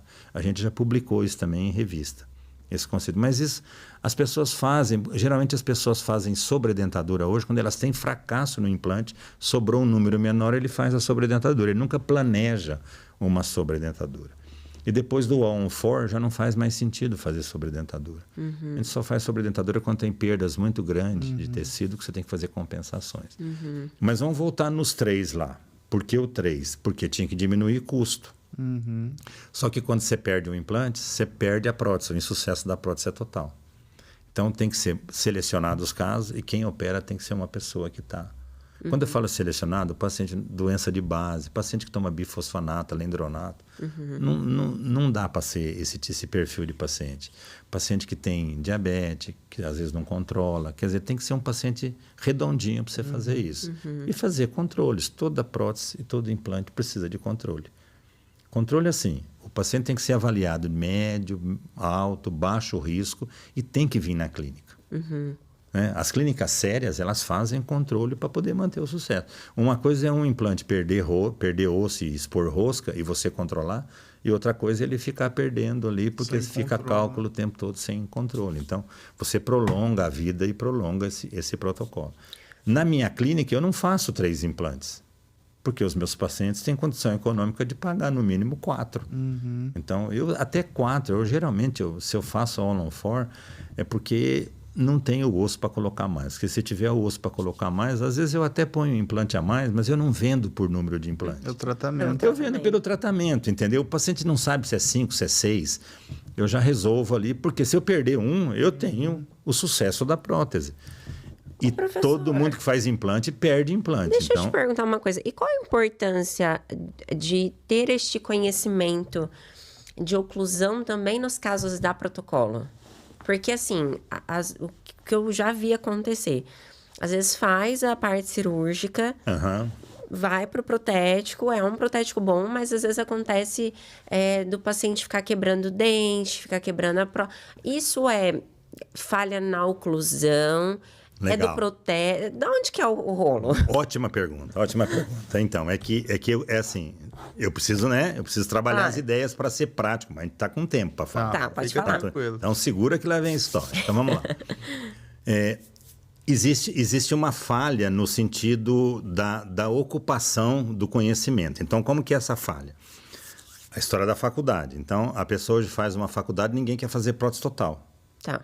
Porque depois dos implantes, acha que prótese parcial removível e prótese total não existe mais. Quer dizer, aí começa o absurdo. Chega um paciente na tua clínica e ele é portador de prótese total. Só que você não tem formação na prótese total. Aí você vai falar, vou fazer 2 protocolos, vou pôr implante. Aí você põe implante no paciente, sem planejar. Sem colocar ele num plano horizontal, que é a mandíbula em relação à fossa. Então, você não manipulou, não preparou esse paciente em relação ao posicionamento articular dele. Sem trabalhar a dimensão vertical, que é um relacionamento muscular, que você pode fazer alterações que o músculo se adapta. Então, você perdeu a oportunidade de alterar isso para ter a melhor condição dental e sem se preocupar com a parte estética de suporte de lábio e fonética. Você vai lá, mete implante. Em que posição? Aí depois você vai colocar os dentes. Porque não fez esse planejamento Você antes. não, você colocou implante porque você quer ganhar seu dinheiro. Meteu o implante e depois você começa a fazer isso. Quando você começa a fazer isso, você não tem base para fazer isso. Você não tem conhecimento, porque senão você já teria feito antes. Você tinha feito a dentadura antes, para gerar uma guia para colocar o implante no lugar certo.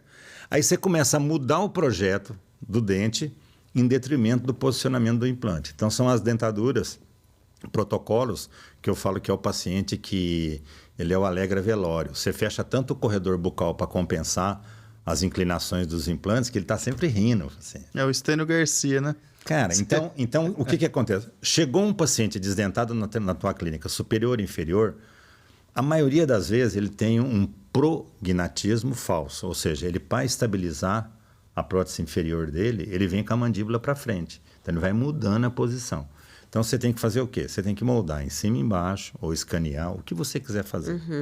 Depois, tem que fazer roletes de cera, manipular esse paciente, ou pegar as próteses dele, modificar a altura e a posição, arrumar os dentes. Você tem que refazer o funcionamento do sistema. Depois que você refez tudo isso, você vai gerar tomografias e posicionamento espacial para o implante ficar bem posicionado De acordo com no espaço em relação a esses dentes. Aí, se você fizer essa sequência, você vai conseguir realizar implantes posicionados corretamente e dente espacialmente colocado relacionado com esses implantes, ok? Vamos lá. Aí você faz 2 protocolos, que é o que a maioria faz. Uma estrutura metálica e dente de estoque e dente de resina. E o paciente vai embora. Aí começa a quebrar. Na maioria das vezes que quebra, na maioria, tem outras razões, mas a principal é essa. Você fez tudo isso, colocou na boca do paciente, ele tem um rearranjo articular, ou ele é um paciente que começa a usar aquele sistema. Dependendo da dieta dele, dependendo da parafunção, ele começa a desgastar os dentes de trás, que é onde ele mastiga. Quando o paciente chegar na clínica de vocês e falar que quebrou o dente da frente, é porque ele perdeu a altura dos dentes de trás. Ou seja, ele fraturou o dente atrás e ele desgastou. Quando ele quebra e desgasta, ele perde a referência oclusal que vocês deram. A mandíbula dele vem para frente, ele quebra o dente da frente. O que o dentista faz? Conserta o dente. Põe um pouquinho para fora e cola ele. Só que o problema está aqui atrás. O que ele tinha que fazer? Relaxar o paciente, pôr numa posição articular, dar o ganho de altura e refazer os dentes de trás. Toda vez que o paciente vier falando que quebrou o dente da frente, é porque ele teve alteração na altura e na posição da mandíbula. Mas isso seria corrigido se já tivesse feito esse planejamento também anteriormente. Mas muitas vezes você faz esse planejamento e mesmo assim pode acontecer. E acontece por quê? Porque o que você reposicionou não foi suficiente, mas agora você já tem os dentes como referência, você reposiciona a mandíbula para uma posição estável, faz as coberturas com resina, vê como funciona e aí troca as próteses nessa nova posição. Sugestão: faça um arco de cerâmica, que geralmente é o superior, porque ele é a referência estética e fonética do paciente, e o outro arco façam de resina, ou seja, de dente de estoque ou de PMMA em cima de uma I-bar, porque aí o de baixo vai desgastando e o de cima vai se mantendo na estética. Quando você tiver que trocar, só troca o de baixo. Mas isso também exige um conhecimento de oclusão. Então, mas isso está escrito, Isso exige, na minha opinião, na maioria das pessoas, exige sair da zona de conforto. Ninguém mais quer ler.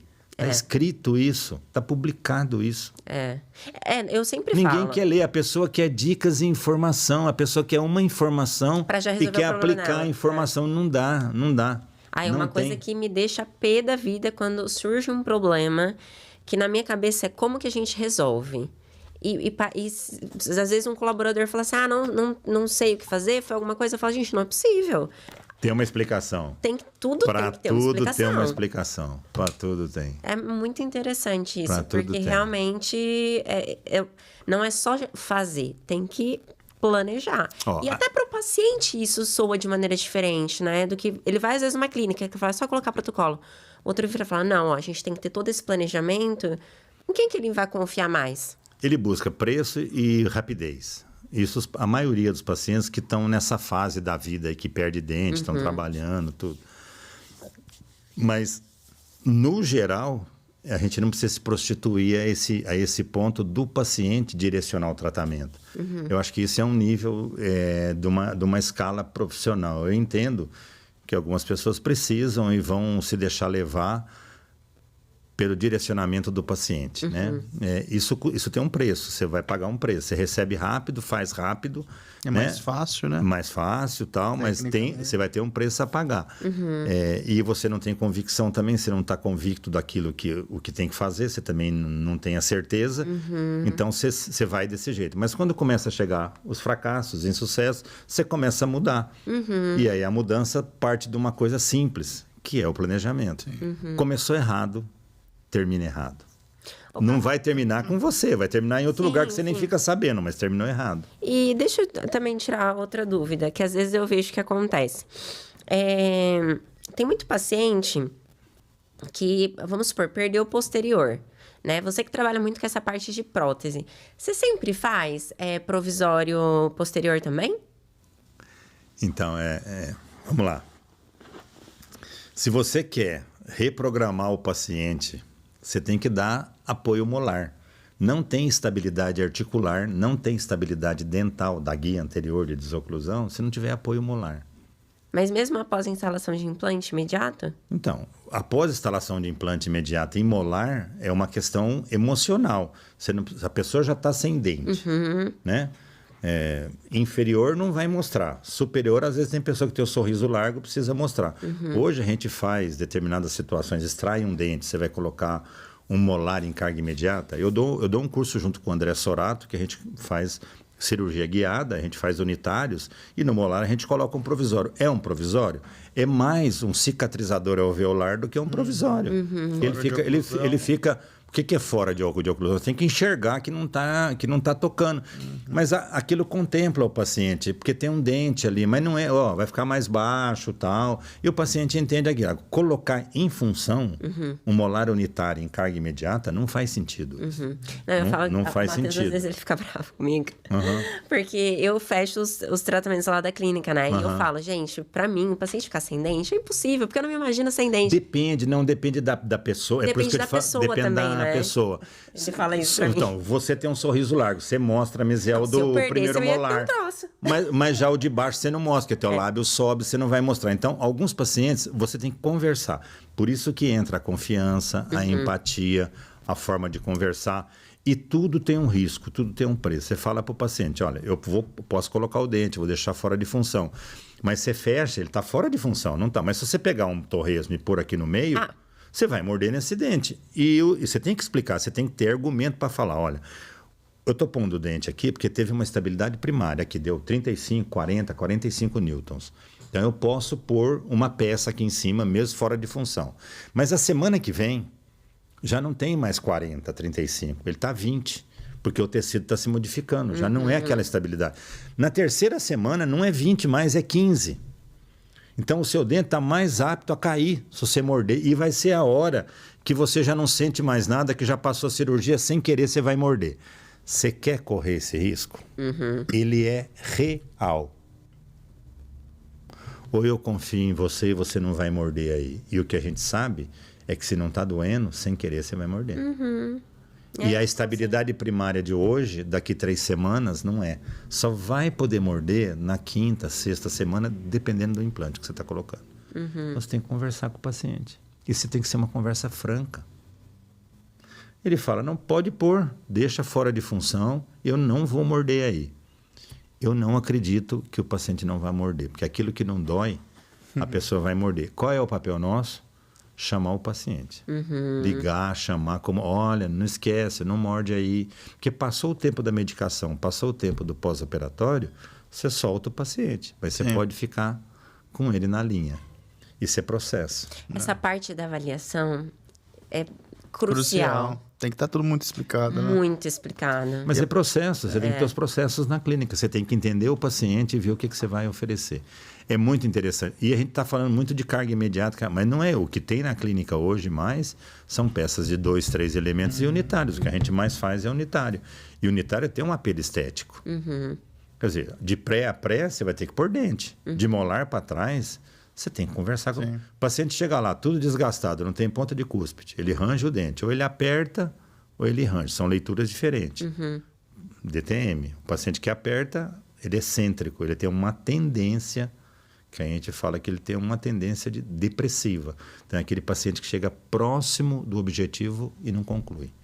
Esse paciente é difícil. Você tem que ficar atento em colocar dente nele após cirurgia. O paciente que está desgastado, ele é ansioso. Esse talvez você possa pôr, porque ele range. Ele faz um monte de coisa ao mesmo tempo, ele pensa no futuro, ele é ansioso. E quem faz os dois? Bom, Se ele tiver desgaste e tiver fratura central no dente, esse não dá nem para negociar, você não vai fazer. Mas você fazer na leitura, no ansioso, você pode pôr uma placa. Você faz uma placa de silicona, qualquer placa, que é para essas 4, 5 semanas, você pode até deixar naquele ponto aberto e tal. Você faz uma placa para ele e fala para ele, olha, você vai usar à noite e vai usar durante o dia nos momentos que você está mais tenso e tal. E na hora que está comendo, você não pode mastigar desse lado. Quer dizer, é um tratamento individual. Não é uma coisa igual para todos. A personalização tem que personalizar. E aproveitando esse gancho da carga imediata, né? Hoje se tem discutido muito carga imediata no mesmo dia, em 24, em 72. Hoje se fala até em 10 dias que você pode fazer uma carga imediata. Qual que é o protocolo que você segue hoje de carga imediata, de toda a questão de reformulação ali óssea, né, de remodelação? O que você faz que é assim, você tem tranquilidade de fazer e sabe que os riscos são menores? Bom, tem 2 coisas na carga imediata que são fundamentais. Estabilidade primária, né? Então, se o implante não estabilizou acima de 35, você vai correr risco. Tá certo? Isso aí é uma questão. Negociável. Tem que ter estabilidade. Então, se você tem a estabilidade primária, quanto mais rápido você conseguir colocar essa prótese, nós estamos falando de protocolos, de peças grandes, né? Porque unitário você tem que pôr na hora mesmo. Hoje você tem técnicas para capturar dente, dá para fazer na hora. Mas aquilo que requer um trabalho laboratorial. Tem 2 discussões interessantes aí. Quanto mais rápido você colocar a prótese, melhor. Por quê? Porque aquele implante está no osso. E quem faz carga imediata, principalmente no mundo digital, e os escambores numa maxila, mais ou menos, mas numa mandíbula é péssimo. Você não consegue copiar isso corretamente. Fica fora de um padrão de estabilidade dimensional, então a prótese nunca vai estar bem adaptada. E agora eu preciso que vocês entendam o meu raciocínio, e quem está ouvindo também ter a sensibilidade para poder entender isso.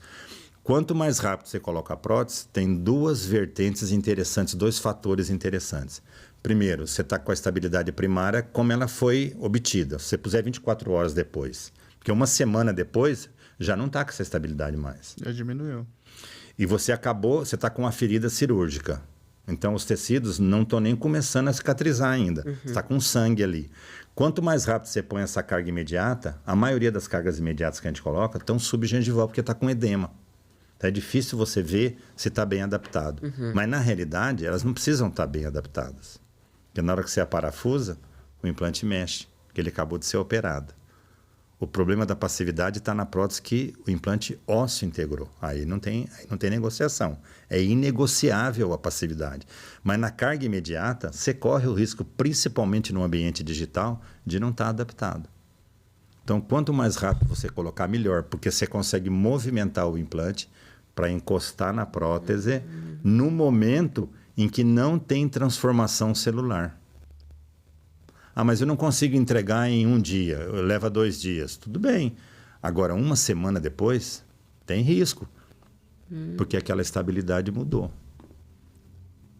E você, quando movimenta esse conjunto, você tem tecido ali em volta que já não é o sangue vivo mais. Já são células que estão se diferenciando. Tem risco. Então, ou o ideal seria imediato, ou esperar a ósseo integrar para depois fazer. Sim, por isso que chama imediato. O imediato é no máximo em 48, 72 horas. É mais crítico você ser rápido do que você tirar 10 dias depois e pôr de volta. Não deveria ficar tirando e pondo. Porque às vezes vai uma sutura, tem uma outra situação na clínica que a gente pratica isso. Mas não deveria ser assim. Quanto menos mexer, melhor. Mas aí você já trouxe os implantes para a posição da prótese. Então, você tira e põe de volta, tudo bem. Mas você vir com uma prótese 10 dias depois, porque vai chegar, a tua prótese não está perfeita. Principalmente se você trabalhou no ambiente digital e principalmente se foi mandíbula. Meu amigo, a prótese não está adaptada. Você teria que usar o pique, ou você teria que usar a técnica que eu e o Alberto desenvolvemos, que é usando o scan análogo. Mas isso não é do conhecimento de todos ainda. Então, a carga imediata é um universo interessante. E com quem que eu aprendi isso? Eu aprendi isso com o professor Brandemar, quer dizer, a conversa que a gente tinha com ele lá. Porque eu questionei ele um dia, eu falei, por que a gente faz carga imediata aqui com 3 implantes? E quando você publicou, você falou de osseointegração antes para depois fazer prótese.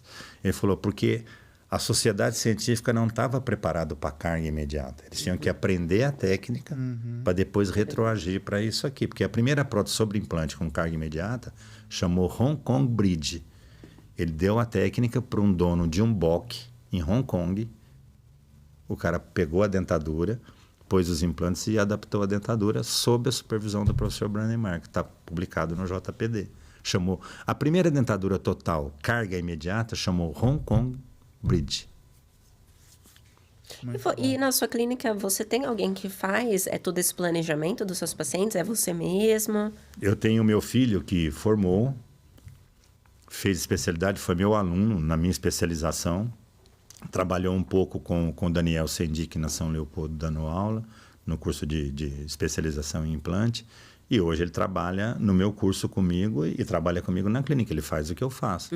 Então, ele é a geração que entrou para o digital. Ele é o responsável pela área digital da clínica. Eu tenho aquela sobrinha que eu citei minha, que tem o laboratório A2, que é todo digital. Então, hoje na clínica a gente tem um trabalho que é como o Alberto faz, que é o que a gente ensina em Portugal. Porque tem umas coisas que não dá para fazer aqui no Brasil ainda. Como eu te falei, a gente tem que sair, porque aqui tem limitações até do entendimento. Aqui você fala para um dentista amigo teu assim, ó, a gente tem que fazer assim, assim, assim para dar certo. Ele fala, não, mas e se eu fizer assim? Ele não quer aprender o certo, ele já quer criar uma outra situação sem ter o conhecimento da dificuldade que foi para chegar naquele ponto. Mas ele já quer criar uma outra situação. Então, hoje na clínica tem um protocolo. O paciente chega, fotografia com a linha no horizontal, a posição natural da cabeça, faz o escaneamento facial, joga o paciente no ambiente digital, onde tem o posicionamento no ambiente horizontal. Isso eu ensino na minha especialização. Né? Se o paciente é um paciente difícil de manipular, então eu monto primeiro no analógico, monto no digital e vejo se coincide o ponto da OC, que é o primeiro contato dental em RC. Dali para frente eu trabalho no digital. Então eu tenho as validações disso dentro do ambiente que eu já dominava, passando para o ambiente digital. Legal. E isso é um compromisso que eu tenho comigo e com o meu paciente, porque eu tenho que chegar na boca e tem que dar certo. E com os seus alunos também, né? Eu ia falar um pouquinho mais à frente sobre as suas especializações. E você acha que um dos seus principais assim, pontos fortes do seu credenciamento, da sua especialização, é voltar esses alunos, esses futuros especialistas em prótese, para o futuro, que é o fluxo digital? Porque muitas especialidades hoje ficam no analógico, eles estão voltados ali para o que tinha em livro, o que tinha desde a década de 80, 90, né? Então, não tem jeito. As coisas chegam e você tem que aceitá-las. Não tem conversa. Vou ter que... Lá vem a história de novo. Os dentistas não sabem. Alguns sabem, mas a maioria não sabe. Você tem 5 anos de formado, né? Você mandou muito trabalho para laboratório e você nem sabia que lá eles escaneavam com o scanner de bancada. O scanner de bancada existe há 15 anos. Então, o que a gente fazia há 15 anos atrás? A gente moldava, mandava o molde para o laboratório, ou o troquel. Eu mandava para o laboratório aéreo para fazer o Procera, que já era uma técnica de prótese fixa. Eu mandava o modelo para ele. O que ele fazia? Ele põe no scanner de bancada, escaneava no scanner de bancada e dali para frente era ambiente digital. Quando chegava a peça, eu nem sabia como a peça foi feita. Eu não sabia que tinha sido fresada, mas por uma leitura dentro de um scanner e que foi jogado toda a informação para o mundo digital, para o CAD/CAM. Então, eu tenho nas fichas do paciente escrito CAD/CAM lá, há 20 anos. Caramba! Porque lá no laboratório já usava o digital. Na clínica chegou agora com o desenvolvimento... Chegou depois com o desenvolvimento dos scanners. Então, hoje você tem uma linha de scanners, o Prime Scan, o Medit, tem uns scanners... Fora daqui tem muitos, mas aqui no Brasil, o que a gente pode pegar de coisa boa para restauradora, para implante e para prótese? É o Prime Scan e o Medit, que me desculpe as outras marcas, mas o que funciona são esses, que o dentista vai lá, escaneia e pronto, e resolve. Então, hoje, a gente usando esses recursos, melhora o nosso fluxo. Tem coisa que não melhora. Tem coisa que é mais difícil fazer no digital, por quê? Porque não tá resolvido, não está pronto ainda. Então, fluxo digital é uma discussão, porque lá no laboratório, na hora que você faz um protocolo, por exemplo, você pode escanear tudo e mandar para o laboratório. mas ele precisava de uma passividade feita na boca, para ele gerar um modelo de gesso, para ele checar que o que sai da máquina, que ele vai ter que ajustar no link, não adianta pôr o link, não sai perfeito. E se ele cimentar no link 2, 3 peças, não vai dar certo na boca. Só que está subgengival, você não vê. E foi feito no fluxo digital. E está mal feito. Tem coisas que funcionam, tem coisas que não. E o laboratório precisa de uma leitura, que a gente chama de índex, para ele checar se o que está na boca saiu da máquina e está certo no link. Mas ninguém fala isso, porque a pessoa levanta o peito e fala é tudo digital. Ele acha que é uma desvantagem, ou que é ele se humilhar, ou ele retroagir, se ele capturar 4 implantes com uma resina para gerar um índex. Porque isso é coisa do passado. Sim. Quer dizer, a ignorância ela é democrática, cara, não tem jeito. Todo mundo tem um pouquinho de ignorância na vida, todos nós somos ignorantes em alguma coisa. Mas eu acho tão melhor nesse formato que você trabalha de ser realista. Hoje tudo a gente trabalha num fluxo misto, e na minha clínica, a peça mais importante que tem lá é o cliente. Com certeza. Então, essa é outra coisa que você falou do sucesso. Como que você tem sucesso? Privilegia o cliente. Perfeito. O dinheiro vai acontecer. É a consequência do... O dinheiro vai acontecer. Se você souber fazer o certo, atender, surpreender o paciente, ele vem aqui, você nunca deve aumentar a expectativa do paciente. Põe ele numa média. Quando você entrega acima da média, ele vai ficar você surpreende ele. Ô, professor, esse aqui tem carinha de novo, mas ele já tem 11 anos de formado, tá? Mas a carinha vocês falaram tá boa, da clínica. Então, ele tem a mesma idade do meu filho. O Tiago também tem 11 anos de formado. É que a clínica nós temos assim. Só que antes a gente deu uma garimpada. Olha, eu vou fazer um convite. Vocês podem conhecer minha clínica. Vocês são convidados. Podem ir quando vocês quiserem. Eu tenho muitos colegas que vão construir clínicas. Entender que vão lá logística, para conhecer a parte de... Tudo o que acontece, o fluxo da clínica, expurgo, esterilização, laboratório em cima, administração, depois o terceiro andar, onde tem máquinas, onde tem o Sky Garden, lá o rooftop. Quer dizer, a gente tem assim um esquema bacana, e é uma clínica que já tem 21 anos. Não, é sucesso. E a gente valoriza muito isso, porque, querendo ou não, você tem uma trajetória longa, e pra gente isso inspira, porque é o que você falou. Quem tem, às vezes, ali um pouquinho tempo de formado, ele não tem tempo. Então, pra gente ver, assim, você... A gente fala 21 anos. Né? É muito tempo. Então, esse cara, ele tem muita coisa pra ensinar pra gente. Mas vocês têm que ter apoio de gestão. Tem que ter alguém para orientar. Sem orientação de negócio, não vai. E São Paulo tem várias pessoas que fazem isso. Vocês só tem que achar a pessoa certa que tem a ver com a imagem de vocês, como vocês querem. E qual o público que vocês querem trazer para a clínica de vocês. Eu sempre falo, cuidado com a propaganda que você faz e o que você pede. Porque às vezes você pede e vem e você não dá conta. Sim. E é pior isso, porque você queima. Exatamente. Né? Você tem que trazer aquilo que você consegue realizar. Né? Então, até dizer não é uma coisa importante na nossa vida. Sim. Na hora certa e com jeito, né? Tem como fazer isso. Com certeza. Isso é normal. É uma coisa interessante que você falou do curso, né? Eu, antes de começar uma turma, eu sempre faço entrevistas, né? E geralmente eu entrevisto mais de 40 pessoas para selecionar 12. E mesmo assim eu sofro.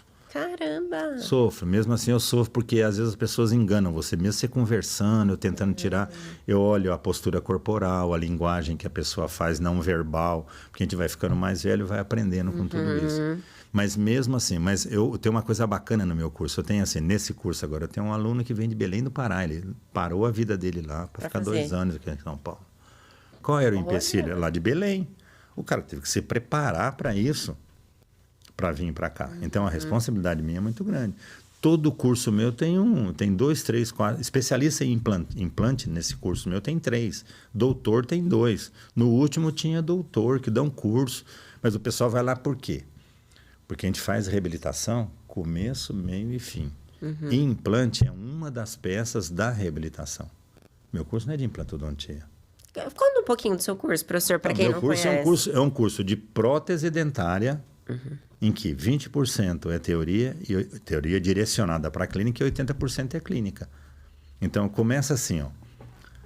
Eu recebo os alunos, depois que eu entrevistei, selecionei tudo, eles têm um módulo de oclusão com o Eduardo Miyashita de 2 meses. Oclusão. Você tem que pôr eles dentro das escolas de oclusão, porque a gente tem uma linha de pensamento. Então, você vem e fala de todas.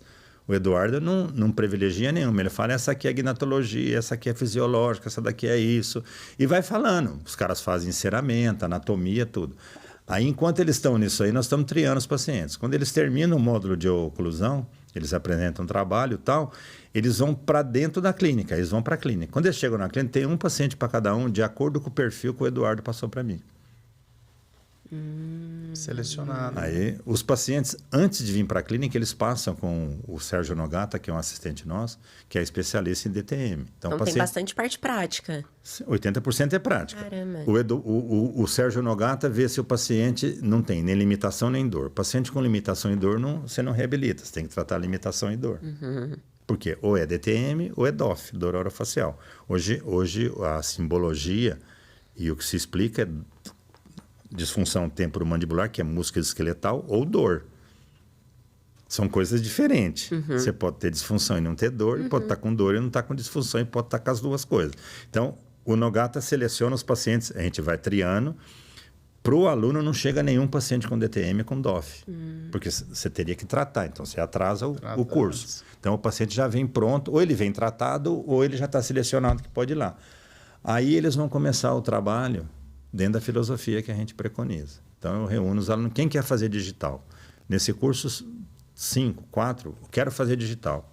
Pronto. Então, só que nós vamos fazer tudo analógico até a montagem no articulador. Então, vocês vão fazer modelo, fazer o GIG ou o DAF, podemos até explicar o que é isso, para colocar a mandíbula no lugar, vai para o digital, escaneia boca, escaneia a posição, vamos fechar no ambiente digital, escaneia a face, escaneia côndilo, tudo, que a gente tem uma técnica da face que é onde posiciona para substituir o arco facial, e vamos no mundo digital e no mundo real. Mundo real aqui, digital aqui. Fecha o articulador. Se não bater no mesmo ponto, alguma coisa está errada. Porque o analógico está dominado. Então, tem algum erro ou no escaneamento, ou na troca das malhas. Aí nós vamos achar até alinhar isso. Alinhou, dali para frente ele pode ir para o digital. Daí para frente, dispositivo anterior de referência, não provisório. É só digital.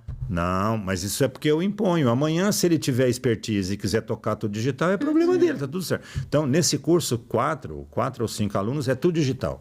Quem que toca esses alunos? É o Tiago que toca. O Tiago e o Eric, tem 2 dentro do curso mais jovem, que é o meu filho e um outro, que vão orientando esses alunos.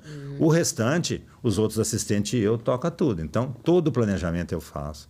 Toda a parte de desmonte. Desmontagem é assim, o paciente chegar todo ruim, e aí você remontar ele com os provisórios. Eu sempre falo que depois que pôs os provisórios, qualquer um reabilita esse paciente, porque ele está na RC, que é vamos chamar de RC, mas pode ser posição terapêutica ou posição de referência, depende da situação, mas ele já está numa posição articular, está na dimensão e já está com dente. Então, eu devolvi o tripé da oclusão, que a gente chama. Está lá no meu livro. Guia anterior, uma relação dental, que é um determinante variável da oclusão. Dimensão vertical, que é um determinante muscular, variável também, por isso que eu posso mudar. E RC, ou posicionamento articular, que é um determinante fixo do paciente.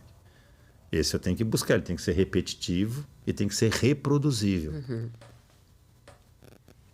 E aí você parte para os provisórios. Colocou o provisório com tudo isso, qualquer um reabilita. Depois disso, gera guias para colocar o implante no lugar certo. Porque uma mandíbula aqui ou aqui, o implante fica no lugar errado. Se eu fizer guia com o paciente nessa posição, eu vou ter dente numa posição. Se eu fizer para frente, eu tenho outra situação. Aqui ele pode estar no molar, aqui ele pode estar num pré-molar ou num canino. Então, tem que estar na posição. Dali para frente, gera guia. No mundo digital, ajudou muito, porque hoje no digital, você pode planejar digitalmente, gerar guia digitalmente do que você vai fazer e colocar o implante de acordo com o que você projetou, para depois pôr o provisório que já está na posição. É um planejamento Por isso você tem que, reverso muito mais visual. Por isso você tem que dominar a posição mandibular, que é a que a maioria não faz. A maioria faz o quê? Faz em MEH. Né? E ferra muitas vezes a articulação. Cara, quem tem um pouquinho assim de entendimento clínico sabe que um paciente que está com a mandíbula anteriorizada, você tem todo um complexo que já está estirado, né? E aí, quando você abre a boca, que você faz uma alteração vertical, você está criando uma situação que pode ser que o paciente se adapta. Porque tem gente que joga bola com um chinelo de dedo, né? Com a havaiana. Mas se eu pôr uma havaiana e correr, eu tropico. Então, cada um tem uma adaptação diferente. Com certeza. E aí você pode ter sequelas no futuro. E hoje nós trabalhamos com várias coisas na clínica que é muito legal. O paciente chega na clínica hoje, da minha clínica ou no curso, oclusense, bate ele e fecha na boca. É um dispositivo digital que marca os contatos dentais. Então, eu marco ele assim e marco ele movimentando do jeito que ele chegou. instala todos os provisórios, oclusência de novo com o sensor. Os contatos que teve, a desoclusão como está. Quando ele vem todo em colapso oclusal, ele fecha, bate um aqui ali, porque oclusão todo mundo tem, não tem desoclusão. Ou se tem desoclusão, está esbarrando em tudo quanto é lugar posterior. Então você marca ele no oclusência. Depois você pede para fazer movimento. Ele movimenta aqui, levanta no molar, está tudo registrado e dinâmico. Está lá o arquivo digital disso. Aí você põe os provisórios, aí ele volta. Oclusência. Bate, tem contato. Desoclui, não tem contato lá atrás. Isso é uma ferramenta jurídica de como o paciente chegou, como eu deixei ele com um provisório. Quando eu termino o definitivo, tem que estar melhor do que isso. Aí oclusência de novo, tudo na ficha do paciente. E eu já ensino isso na especialização. Perfeito. E são 2 anos. 2 anos. Aí eles ficam 2 meses com o Eduardo e minha chita, aí eles começam toda a parte de planejamento, provisórios, cirurgia nos espaços de dente. E às vezes o aluno fala, eu não quero pôr um implante aqui, eu quero fazer uma fixa de 3 elementos. Não põe um implante. Eu posso até discutir aqui que talvez um implante unitário no meio de 2 dentes preparados pode ser pior do que uma fixa, dependendo da situação do paciente. Fica em infraoclusão, tem alterações, tem um monte de alterações hoje nos implantes que a gente está aprendendo agora. O implante está aqui no molar, de 6 a 10 anos depois, todos os molares que você colocou, para mesial dele vai abrir o ponto de contato. Porque tem um vetor anterior que os dentes vêm para frente e vai abrir o ponto de contato. Se você não comunicar ao cliente, fica chato. É bom você falar, daqui a alguns anos vai abrir, nós vamos ter que fazer uma restauração ou trocar a coroa. Tem pacientes, e é um número grande de pacientes, que depois de 10, 15 anos, o implante unitário fica em infraoclusão. Nós vamos trocar ele? Não. Às vezes eu faço uma overlay e colo e volto a contar. Mas isso é real, isso acontece. Se um dia tiver um curso em que a pessoa que vai dar o curso sabe tudo de implante, não vá. Não tem essa pessoa. Nós estamos aprendendo na implantodontia. A implantodontia é nova. Todo dia na clínica eu tenho uma surpresa. Tem coisa diferente acontecendo. Muito bom. Então, essas coisas... Aí eles vão lá para fazer cirurgia. O aluno é sempre o associado que acompanha o paciente. Porque quem faz a cirurgia, eu tenho 2 cirurgiões que operam. Márcio Miyazaki e Alexandre Ferreira. São cirurgiões no curso. Só vão lá para operar. Não tem cirurgia sem guia. Não existe isso. Então, está lá com o provisório colocado, molda o paciente sem o provisório, molda com o provisório. Ou escaneia com e sem, vai para o laboratório, faz a guia, tendo como referência os provisórios. Aí instala os implantes na posição correta. Não tem esse negócio de pôr implante, não tinha osso, não tem osso, reconstrói. É outra história.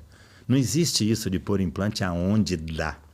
Isso era 40 anos atrás, 30 anos atrás. Hoje, desculpa, não dá mais para ser assim. Tem né? previsibilidade. Hoje tem defeito, tira a gengiva do palato, faz um enxerto conjuntivo. Hoje dá para fazer tudo. Não pode ter preguiça. Exatamente. Não pode ter preguiça, entendeu? Se não sabe, bate na porta. Uma porta vai abrir e vai te orientar. Isso está claro. Depois disso, eles partem para fazer as próteses definitivas. Só que quando chega uns 12 meses do curso, entra o módulo de prótese parcial removível. Todos eles fazem removível. Coroa fresadinha, coroa preparada, preparo de boca, tudo nicho. O cara aprende a fazer prótese parcial removível. Eu tenho 42 anos de profissão, eu faço removível até hoje. Conheço muitos colegas que pararam de fazer prótese total e prótese parcial removível e hoje estão passando situação econômica difícil. Porque eles tiraram esse perfil de paciente da clínica. E esse paciente existe. Com certeza. Eu faço dentadura até hoje. Eu faço prótese parcial removível até hoje. Eu tenho muitos alunos que têm clínica e eles fazem removível. E removível também tem o jeito certo de fazer. Se você faz mais ou menos, se você não planeja, não tem plano guia, não tem apoios, não tem inserção, não tem biomecânica, ela não vai funcionar direito. Na verdade, é dar todas as opções para o paciente, né? Mas às vezes é uma das opções até transitória. Sim. Eu recebo colegas, até recentemente eu recebi de um curso de um colega nosso, ele pediu, professor, faz as removíveis para mim, que essa paciente eu preciso fazer enxerto e tal, e eu preciso saber se a removível vai ser transitória, porque a gente faz a cela, ele mandou para minha clínica, aí eu faço a cela mais alta, com mais espaço na gengiva. Por quê? Porque quando ele opera, ele vai desgastar e deixar aberto ali. A célula não pode estar 1 milímetro da mucosa ou da fibromucosa. Então, você faz removível voltada para uma transição de uma área de implante. Então, tudo isso isso tem que saber fazer removível, porque se ela não estiver bem feita, como é que ela vai ficar na boca do paciente? Perfeito. Não é fazer um nylon com compressão lá, não é nada disso. A gente faz removível com apoio metálico em tuber, faz fixas com apoio metálico em tuber e preso aqui com espaço no meio para fazer enxerto. Quer dizer, você tem que ter repertório protético para você planejar. E no último semestre do curso, eles entram na prótese total. Completo. Porque a dentadura é a base dos protocolos. E aí, nessa daí, a gente coloca alguns casos de protocolo para eles fazerem sobre dentadura. E eles vão tocando a fixa junto com a removível. Tem aluno que leva 2 anos para terminar a reabilitação da prótese fixa. E todos os casos é a boca inteira. É 12, 13 dentes em cima. E a mesma coisa embaixo. Não tem esse negócio de fazer fixazinha de um lado. Esquece isso. Tem que reabilitar o paciente de tudo. Guia anterior, dimensão vertical e posição articular. Então, o curso é um curso... E é toda semana, toda quarta-feira. Então, eu tenho o grupo da Endogroup, que faz todos os canais, que é do Mário Zoolo. Tem os periodontistas que operam lá. Tem um cara que só faz fotografia, que é o Roberto Gião, que tem que ser do nosso jeito, que a gente quer publicar e tudo isso. Então, é bacana. Muito legal. Bacana, é um curso bacana. Então, por isso que tem uma menina de Santos, tem um de Belém, tem outro perto de Ourinhos, lá perto da sua cidade.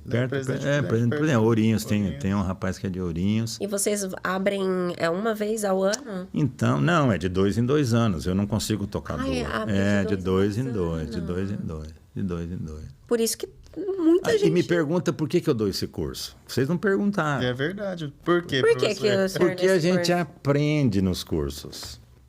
Você aprende ensinando. Você aprende... Você desenvolve técnicas nos cursos. Quer dizer, eu pessoalmente tive insights de outras áreas da medicina que eu testei no curso e que deu legal, que funciona.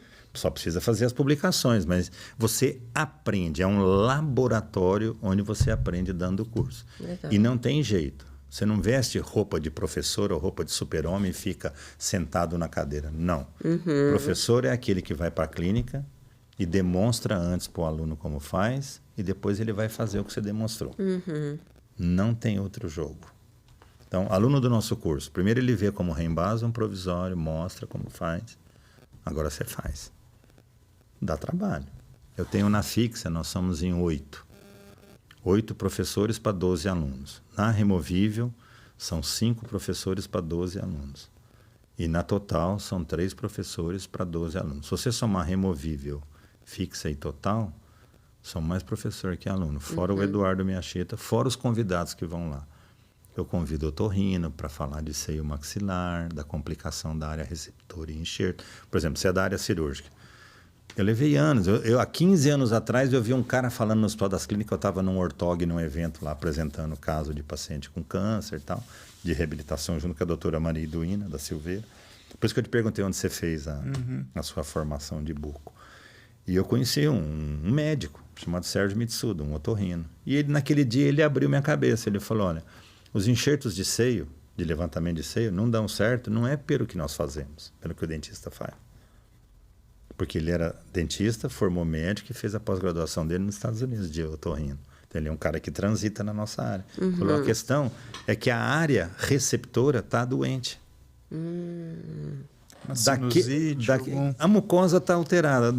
Acabou.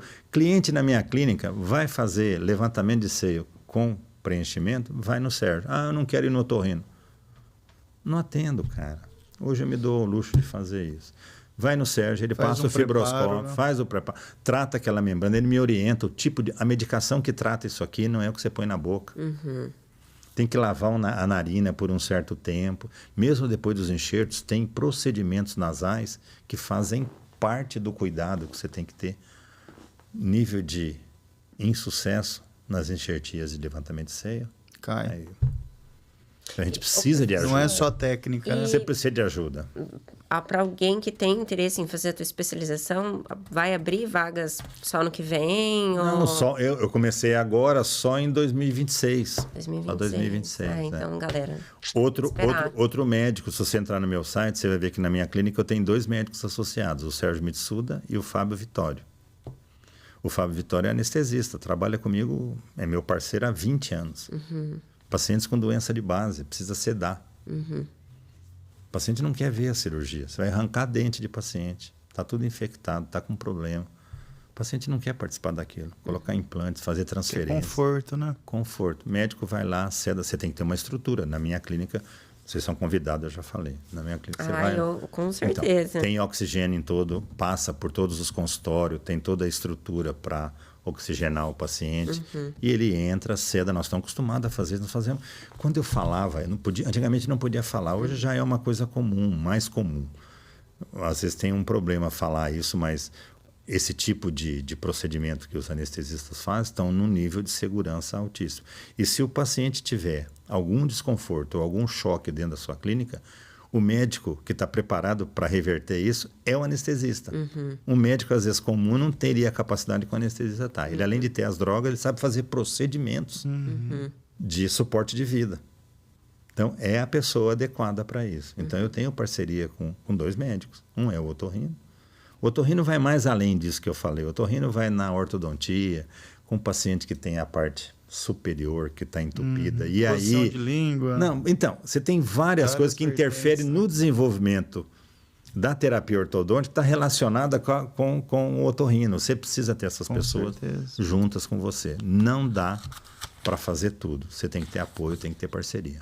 Olha, professor, Que aula, viu? vários insights aqui. Você está anotando? Anotando tudo. Muito bom. Tudo que eu tô tendo de Muito insight, bom. eu tô anotando aqui. Adorei. Quase 2 horas de bate-papo e tinha coisa para perguntar. E nós vamos ter que fazer uma segunda dose. Certo, tá tudo certo. Que gostoso, muito bom ter Muito você legal. aqui. A gente aprendeu muito, de verdade. Fiquei muito feliz Muito bom. de tê-lo aqui com a gente.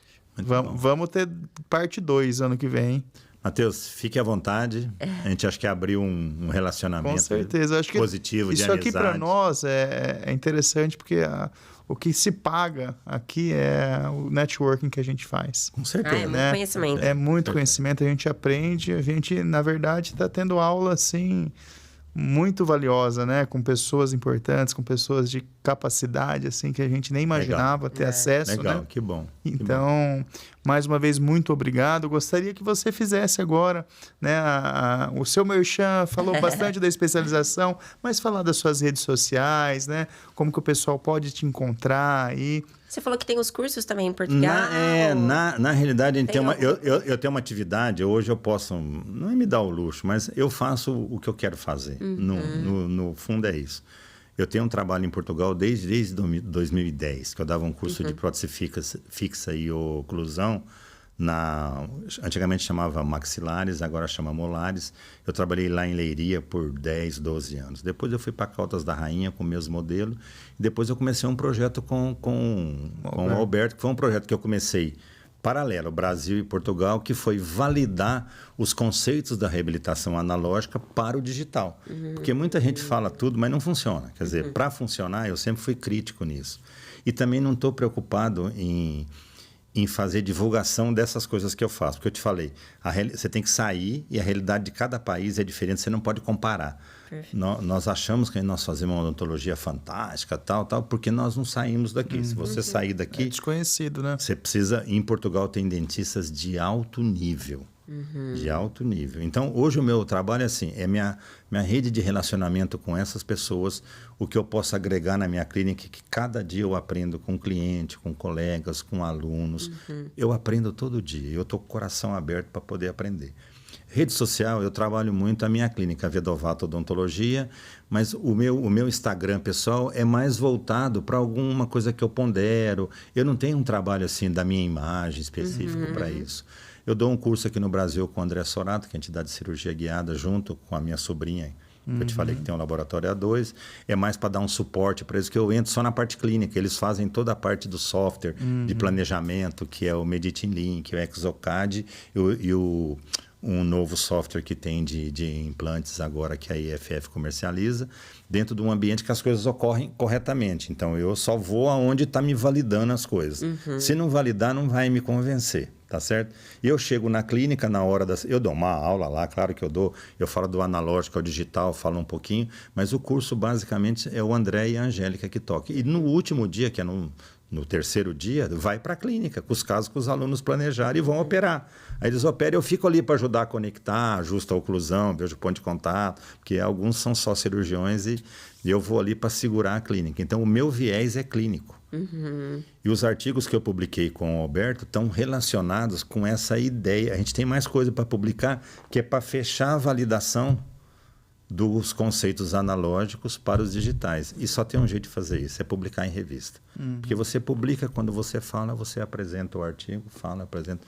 A ideia é essa. E hoje na realidade, eu trabalho na minha clínica e faço esse trabalho paralelo, mas é assim, eu vou a Portugal 3, 4 vezes por ano e tenho curso de especialização que são nas quartas-feiras. Agora, eu não trabalho muito a rede social. Quer dizer, o trabalho existe já nas pessoas que nos conhecem. E quando a gente fala, isso passa, na realidade, uma confiança. E isso é isso que acontece. Então, eu dou curso de especialização há 30 anos. Já formei muitas pessoas. Em Portugal também formei vários colegas. E hoje as redes sociais ajudam de que forma? As pessoas têm os casos clínicos, mandam. Imagem, WhatsApp, você dá às vezes é mais para confirmar o que eles já desenvolveram, eles só querem um aval, você dá um pitaco aqui, dá um talento ali e o pessoal vai, é muito legal isso. Então, basicamente é isso. Como eu te falei, eu faço hoje o que eu quero fazer e tá tudo certo. Isso deve ser maravilhoso, né? Chegar nesse... E tem esse detalhe da família. Então, estatisticamente, aqueles colegas na área da saúde que têm os filhos que estão praticando a mesma profissão, eles permanecem mais tempo na clínica. Então, a gente acaba ficando um pouco mais pela motivação, pelas novidades, para ficar junto. Vai puxando o outro. Não, e tem muito cliente que vem me procura, eu tenho que fazer essa passagem do bastão, e isso é pessoal, não dá para você mandar uma carta. Esquece isso, você tem que estar ali. E claro que a pessoa tem que mostrar que ela também é capaz para poder ter o ritual da passagem. Certeza. E é legal isso, é um exercício diário, é uma coisa bacana, é isso. Que legal. Então, redes sociais é um detalhe que a gente está nesse universo, mas não é o nosso... O foco principal. Não é. O foco principal, como eu te falei, é manter os clientes da clínica ativos. Tem muitos dentistas de excelência que estão fora das redes, né? Sim, e pelo contrário, muitos que estão nas redes que não são de excelência. Mas tem tudo, tem tudo. Hoje sou um livre pensador. Eu não critico mais nada, porque as pessoas têm que sobreviver. Quer dizer, então eu vou criticar a pessoa que precisa sobreviver. Cada um tem as suas escolhas. Sim, e vai colher aquilo que ele semeou. Isso está claro, né? Perfeito. Isso está muito claro Muito obrigado. As suas redes sociais já passam também? Dr. Matheus Caldeirão, para quem não me conhece, quem tem interesse aí na parte cirúrgica, né, de implantes e cirurgias, será um prazer recebê-lo. A sua, mãe? Bom, a minha gestão magna, eu gosto bastante dessa parte de empreendedorismo, de gestão, então vai ter lá. E também, para quem for de Piracicaba e região, da nossa clínica Caldeirão Odontologia, entra lá, a gente também vai te receber de portas abertas. Legal. E é isso, professor. Legal. Muito obrigado. Muito obrigado. Muito obrigado pela atenção de todos. E até até logo, não é um tchau. Pronto, até logo. Muito bem. Obrigado, gente. Obrigado. Tchau, pessoal. Até mais.